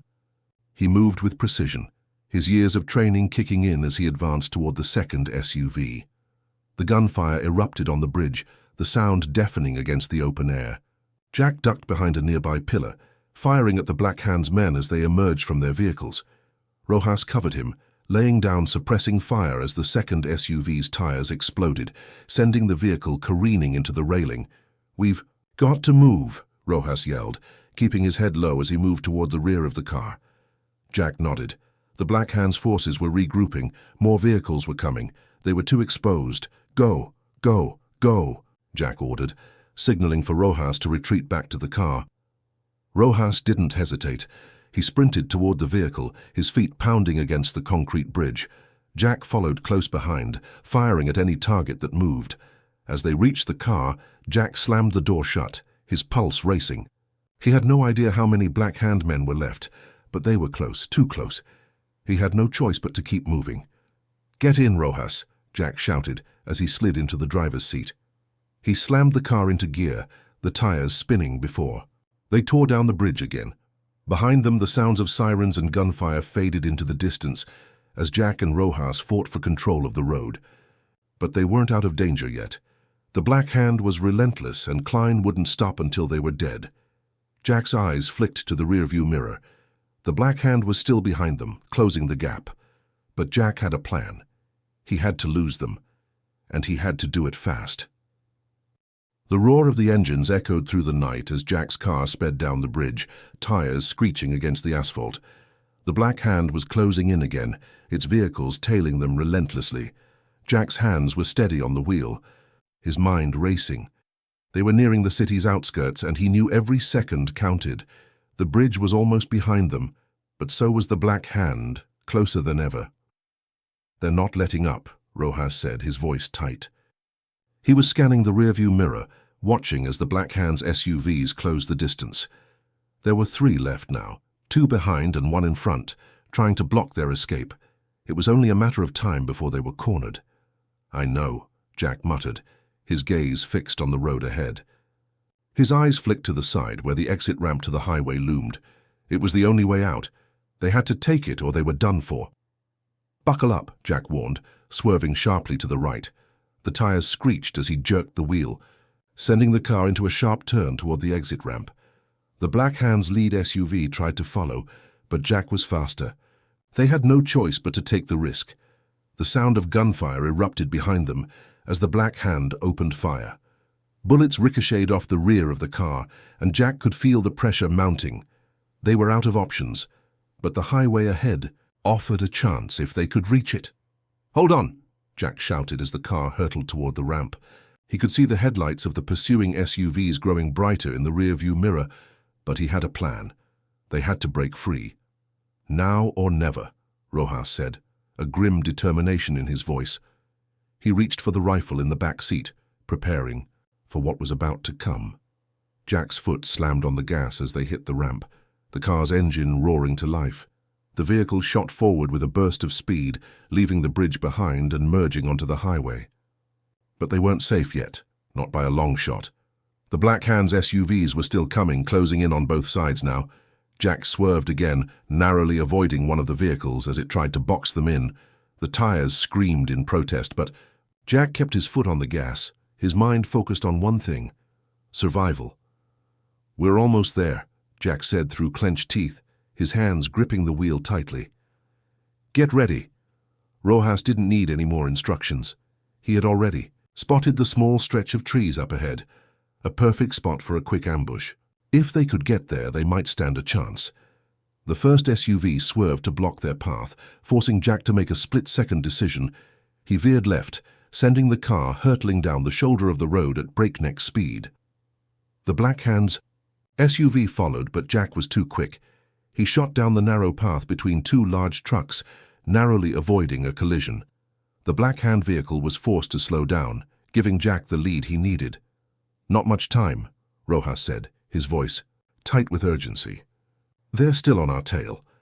Jack didn't answer. His mind was already calculating the next move. He could see the trees up ahead, a small patch of cover they could use to hide. If they could get there, they could regroup. But getting to it meant cutting across an open stretch of road, where they'd be exposed. It was a risk, but it was their only shot. As they neared the patch of trees, Jack's eyes flicked to the rearview mirror. The Black Hand's SUVs were closing in again. This was it, they had to make the turn.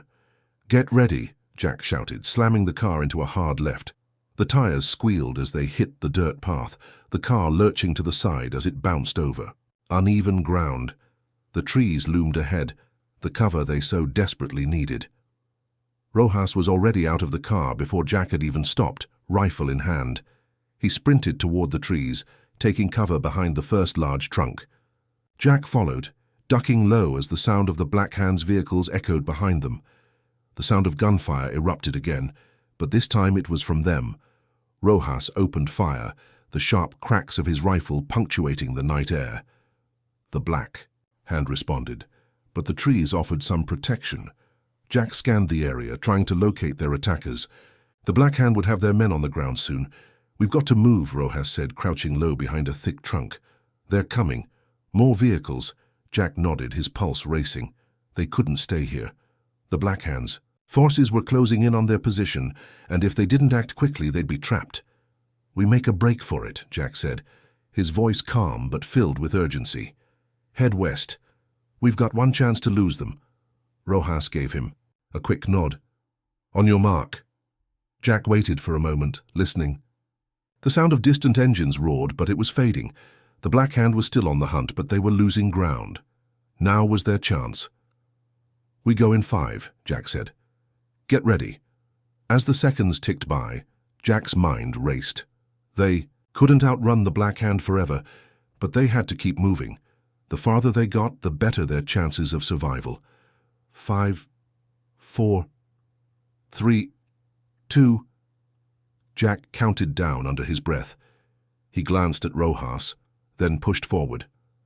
"Now!" The 2 men sprinted through the trees, using the cover of night to their advantage. Jack's heart pounded in his chest as they darted through the underbrush, the sound of gunfire fading behind them. For a moment, it felt like they might just make it. But the Black Hand wasn't giving up. They would follow, relentlessly, until there was nowhere left to run. And as Jack's mind raced with every step, he couldn't help but wonder, would they ever get out of this alive? Jack's lungs burned as he pushed through the underbrush, the sounds of pursuit still ringing in his ears. His body screamed for rest, but there was no time. Every step, every moment, was another chance for the Black Hand to close in. The night felt like it was closing in around them, the thick forest offering little comfort as branches whipped against their faces. "Keep moving," Jack shouted over his shoulder. Rojas was right behind him, moving with calculated precision despite the chaos. They couldn't afford to slow down, not now. The Black Hand was relentless, and Klein was a different kind of monster. He wouldn't stop until Jack was dead. The trees offered only brief moments of cover, and Jack knew they wouldn't be able to keep running forever. He glanced ahead, searching for an opening, a place where they could turn the tables. They needed to fight back, to take a stand, or the Black Hand would eventually find them. Up ahead, Jack saw it, an abandoned barn. It was barely visible through the dark, but it offered a glimmer of hope. If they could make it there, they might be able to hold off the Black Hand long enough to make their final escape. "Head for the barn," Jack shouted, not waiting for Rojas's reply. He pushed forward, adrenaline coursing through his veins, as the barn came closer into view. But it wasn't going to be easy. The Black Hand had eyes everywhere, and they were good at tracking. Rojas was still right behind him, his breathing shallow but steady. "We'll hold them off, but we're not going to win this unless we get backup," he said, his voice barely a whisper as they neared the barn. Jack's heart skipped a beat. "Backup? There's no backup, not yet." The barn loomed ahead, its old wood sagging under years of neglect.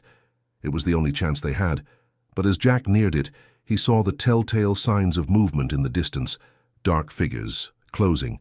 "In fast. The Black Hand was already here. Get ready," Jack barked. "They couldn't let up now. We fight, we take them down here." Without warning, Jack slid into the cover of the barn's broken doorframe, crouching low. He pulled his rifle from his back, checking the chamber and preparing for the inevitable. The Black Hand would come in hot, and they would come fast. Rojas didn't need a second command. He was already behind him, rifle aimed, scanning the dark. Moments passed. The only sounds were the rush of wind, the occasional snapping of branches, and the distant hum of engines. But then, there it was. The unmistakable sound of boots crunching on dry leaves. "They're here," Rojas muttered. Jack's muscles tensed. The Black Hand wasn't far now. He knew their tactics: flank, overwhelm, and finish off the target. But he had something they didn't. Preparation. He had trained for this, he had planned for it. He motioned for Rojas to move left. The barn's dilapidated structure offered decent cover, but it also presented blind spots. They had to watch every angle. Jack peeked around the corner of the barn, catching a glimpse of the Black Hand closing in. There were at least 5 of them, too many to take on head-to-head without proper strategy. "They're split," Jack whispered, his eyes narrowing. 2 on the left, 3 on the right. Rojas nodded, setting his stance. "We'll take the left." Jack's heart raced. This was it, there would be no more running.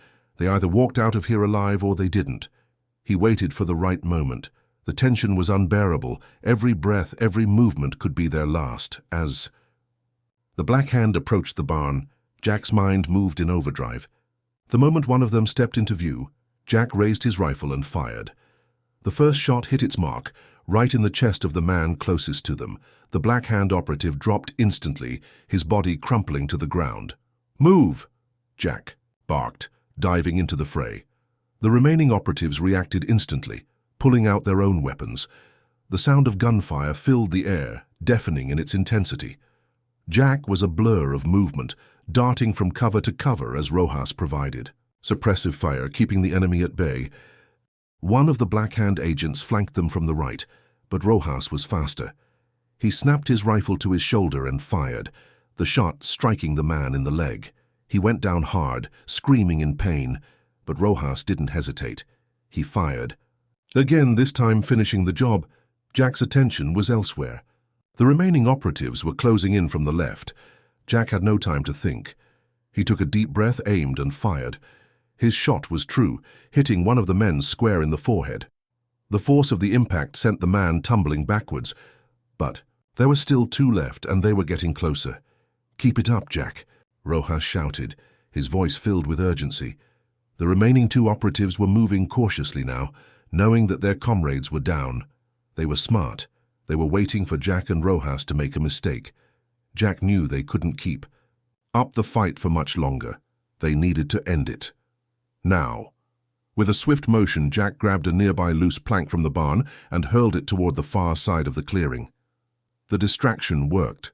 Both operatives turned to look, and in that split second of confusion, Jack and Rojas moved. The gunfire erupted again. Jack's aim was flawless. 1 shot, 1 man down. Rojas was already moving, taking down the last operative before he had a chance to react. The silence that followed felt deafening. Jack stood, breathing heavily, as he scanned the area. Yes. Black Hand was no longer a threat, but the danger was far from over. The battle had been won, but they had no idea how much more was coming. "Are you good?" Rojas asked, his eyes searching Jack's face for any sign of injury. "I'm fine," Jack said, exhaling slowly. "But this is only the beginning. We need to move before more of them show up." "Where to?" Rojas asked. Jack looked at the barn's entrance, then at the dark expanse of trees around them. He knew their next move had to be decisive. "We don't have a lot of time. We head east toward the highway. If we're lucky, we'll catch Klein's men off guard." Rojas nodded, his rifle still clutched tightly in his hands. "Let's do it." But as they prepared to leave the barn, Jack couldn't shake the feeling that their biggest challenge was still ahead of them. The Black Hand had been only the first wave. And Klein? Klein was about to make his final move. The night was eerily silent as Jack and Rojas made their way east, the adrenaline still coursing through their veins. The events of the past hours had felt like a whirlwind, gunfights, close calls, and the haunting realization that they were not only fighting for their lives, but for something much bigger than they had anticipated. They weren't just up against the Black Hand anymore. The true enemy, the one pulling all the strings, was closer than they thought. "I don't like this," Rojas muttered, keeping his rifle at the ready as they moved through the thick woods. "We just took down their men, but I know Klein won't. Stop until we're all dead." Jack said nothing at first. He understood Rojas's concern, but his mind was elsewhere, calculating the next step. They had taken down the Black Hand's soldiers in the forest, but the real battle was yet to come. "Klein doesn't give up," Jack said finally, his voice grim. "But he doesn't know us. He doesn't know what we're capable of. And he doesn't know how far we'll go to protect the people we love. Rojas glanced at Jack, his expression hardening. This is personal now, isn't it? Jack nodded. More than you know. They kept moving, avoiding the main roads and sticking to the shadows. They couldn't afford to be spotted, not now. Klein's network was vast, and if they were tracked, they'd have no chance of escaping. The highway was just ahead, and once they reached it, they could make their move. As they neared the highway, the sound of distant engines rumbled through the night. Jack stopped dead in his tracks, his instincts kicking in. He held up a hand, signaling Rojas to stop. "They're coming," Jack whispered. "Klein's men." Rojas's grip on his rifle tightened. "How many?" "Too many to count," Jack said. "We're going to have to make a stand." They crouched low, hidden behind a thick line of trees at the edge of the road. Jack scanned the highway, watching as the headlights of a convoy approached in the distance. He could make out at least 3 black SUVs, each one carrying heavily armed men. The convoy was moving fast and they were headed straight for them. "They're coming to finish this," Rojas said, his voice steady but filled with tension. "Yeah," Jack muttered, "but they don't know we're ready for them." As the convoy grew closer, Jack's mind raced. This was it, the final showdown. He and Rojas had fought tooth and nail to get this far, but the Black Hand had brought its full force to bear. It wasn't just about survival anymore. It was about sending a message. "We'll take the first SUV," Jack said, his voice low but commanding. "We need to cripple their numbers before they even realize what's happening." Rojas nodded, his eyes focused on the vehicles. "Got it. What's the plan?" Jack's eyes narrowed. "We wait until they're close, then we take out the lead SUV first. Once they're distracted, we hit the second one, then the third. We don't give them a chance to regroup." They waited, their breathing slow and steady, their bodies tense as the convoy drew closer. Jack could hear the engines grow louder, feel the vibrations in the ground beneath his feet. He counted the seconds in his head, timing it perfectly. "Now!" Jack barked, and without hesitation they sprang into action. The first SUV was in, their sights just 20 feet away. Jack and Rojas opened fire simultaneously, their rifles roaring as they took out the tires, sending the vehicle careening off course. The SUV slammed into the guardrail, flipping over in a cloud of dust and debris. The driver's side was crushed, the impact instantly killing the driver and leaving the rest of the men in the vehicle trapped. Without pausing, Jack and Rojas turned their focus on the second SUV, which was now trying to speed up to avoid the chaos. Jack didn't hesitate. He aimed carefully and took out the engine. The SUV sputtered and rolled to a stop, its occupants spilling out, guns drawn. Rojas was already on the move, closing the distance. He was a blur of motion, taking down 2 of the men before they even had a chance to react. Jack followed, firing at the remaining soldiers as they scrambled to regain control. The fight was quick, brutal, and over before it even truly began. They were efficient, lethal. They had no choice but to be. But the third SUV, the one at the back of the convoy, was the real challenge. It came to a screeching halt as the men inside realized they were surrounded. The doors flew open, and the Black Hand's men spilled out, weapons raised. "Move!" Jack shouted to Rojas, signaling for him to flank them. Rojas darted off to the right, providing cover fire as Jack dove to the left. The gunfire was deafening, but Jack kept his eyes on the target. The men from the third SUV weren't giving up easily, but neither were Jack and Rojas. They had one shot at this.